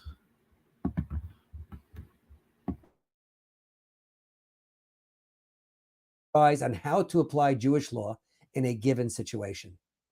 However, the very fact that the rabbis argue stubbornly over seemingly insignificant things teaches us a great deal about the integrity of the rabbis and the integrity of the oral Torah. What they don't argue over, what is not recorded as an argument in the Talmud, means that they universally agree upon that. So let me give you an example through which we will actually study a bit of Talmud ourselves. The Talmud in Tractate Kedushin opens with the laws pertaining to Jewish marriage and its ceremony. It is accepted without dispute that a Jewish marriage, in order to occur, must have a ceremony. In order for there to be a Jewish marriage, there must be a ceremony. People just can't get married in what's called a common law marriage. It is further required that the ceremony be witnessed by two qualified individuals of character. It also requires that the groom has to obligate himself contractually to his bride via a written and duly executed ketubah or marriage contract. Furthermore, in order to be a valid marriage, it requires that the groom give a gift of value to the bride. But how much value is required? Here we define a dispute between the houses of Shammai and the house of Hillel. The former believes that the gift must possess the value of, in modern terms, at least $1. But the latter says it can be the equivalent of a penny. Now, how practical is this dispute when, as a groom, you'd be in big trouble for even attempting to give your beloved bride a ring worth a penny or even $1? But for the last thousands of years, this dispute remains on the books of the Talmud. Does this seem to you to be a power grab by the rabbis, as some would claim? It's their effort to control the Jewish people, or are they serious about establishing what was God's intention, even on a minute level? To answer this question, let's play devil's advocate here and imagine a group of less than honorable rabbis, in reality power grabbers, meeting at an oral law convention to fill in the seeming missing or incomplete information in the written Torah that we discussed earlier. And they will claim afterwards that their decisions on these topics was the will of God, of course. Okay, here goes. Amid overflowing platters of gefilte fish and chopped liver, the evening's chairman arises and asks, "Gentlemen, we have never discussed of what shape the tefillin should be. Any ideas?" The chair recognizes the gentleman from Jericho. "I believe the tops of the tefillin should be square and the bottoms should be oblong." Do we have a motion to second? All in favor say aye, and at that point, it passes unanimously, because as we know, there is no dispute in the oral law regarding the shape of the tefillin. And now, gentlemen, what about its color? Well, they decide unanimously on black. The fabric? No problems here either. Hardened leather. The text inside the boxes? Unanimous agreement on 4 different texts from the Torah. Next topic. How many forbidden categories of activity on Shabbat will define the Torah's word of work, malacha? 39, thunders the crowd in unison. Yes, comments the chair. 39 is a nice round number. Unanimous. How to slaughter an animal so that it's kosher? After all, the Torah left that one out too. 12,421 detailed laws sounds about right. No argument on that. What about, is there a heaven, an afterlife, and purgatory? Moses seemed to have left that one of the Torah too. Unanimous in the affirmative. Everyone says sure. Now, gentlemen, the chairman continues, the last item on the agenda is regarding the value of the gift in the wedding ceremony. Rabbi Shammai stands up and confidently says, $1. At which point pandemonium breaks out on the convention floor. Rabbi Hillel yells, hey, I was with you on heaven. I was with you on hell. And I didn't say boo about the 39 prohibited categories of work on the Sabbath. But this is where I put my foot down. Absolutely not. The value should be a penny. Others soon join the fray, and cries of dollar and penny, dollar, penny, dollar and penny are heard over the voice of the chair, who pleads with the delegates to compromise at 50 cents and call it a day, but to no avail. So did those rabbis argue about the gift because they were seeking power? Is it a decision that involves power? Or is it rather a sincere search for truth regarding the intent of the Creator? Judaism does not compromise on truth. In fact, we refuse to sacrifice our truth for the sake of power. Here's a case in point. How many political parties are there in the United States of America? Well, basically 2. How many in Canada? 4. A fractious people. England, 5. Italy, wow, they're even more fractious. 9 major political parties. Then we come to Israel, where there are 17 significant political parties, including 3 communist parties. What is going on here? The United States has 300 million people, and it only needs 2 parties to pretty much contain all points of view. Israel, a tiny country of some, 8 million people, has 17 political parties. Most nations are okay sacrificing their truths for political power. The Jews are stubbornly opinionated to the point where we will not compromise on our truths for the sake of power. In the Torah itself, God calls Jews a stiff-necked people with good reason. And so it's quite ignorant to say, well, sure, the rabbis just got together and made all this up and agreed on everything except for these little details. Truth is that the power of the rabbis in the oral law, if they had any power, is in their relentless pursuit of truth rather than political expediency, so that even the smallest matters of Jewish thought and practice accurately reflect the will of the Almighty. Oh, and there's another significant benefit to be had by recording disputes in the Talmud. Defining and quantifying the precise areas of dispute and disagreement serves to narrow and contain the breach of the unknown and the forgotten details of the oral law. In our case, it is forever decided that if a groom provided a gift of less than a penny, both the houses of Shammai and Hillel would agree it is not a valid ceremony. And if it was worth more than $1, all agree that it is valid. So the exact area of doubt has been defined for posterity, and we can in fact move on. Perhaps this is what the Talmud refers to in Masechet Brachot. That's the very first volume of the Babylonian Talmud. Rabbi Eliezer said in the name of Rabbi Hanina, Talmidei Chachamim increase peace in the world.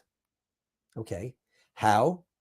By defining, recording, and thereby limiting the areas of dispute, limiting the areas of uncertainty in the practice of Judaism. And now I'd like to end with this amazing story. In almost every hellish ghetto during the German Nazi genocide of World War II, a story similar to this repeated itself. The accursed SS would ask all the Jews in a particular ghetto to assemble outside the local main synagogue and force them to watch as they set it ablaze. And despite the machine guns trained on the synagogue entrance, some Jew couldn't hold himself back, broke from the crowd, and ran into the burning edifice, emerging moments later carrying a Torah scroll that he was attempting to save from the flames. The Nazis were ready for him and unleashed a furious salvo of bullets that pierced his body in 100 places. Inconceivably, as he fell dead, there would always be another undeterred Jew who would emerge from the crowd, grab the Torah in a futile attempt to save it. And more often than not, there'd be a few more braving certain death to save that Torah.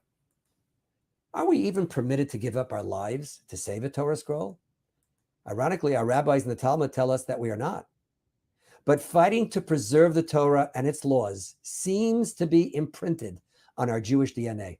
Whether it's the ghetto Jews sacrificing themselves to protect the written word of God, or the rabbis who courageously battle on to go on record to contain the chasm of disagreement and stubbornly refuse to compromise on even a mere 50 cents. I want to thank you all so much for watching, and I'd really appreciate your feedback, which will always be cherished. Have a great night.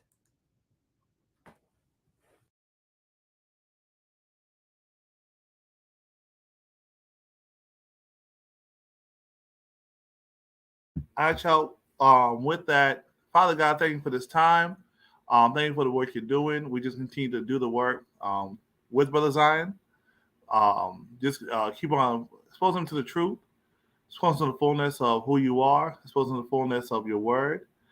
We just pray that there be softened hearts and more understanding community.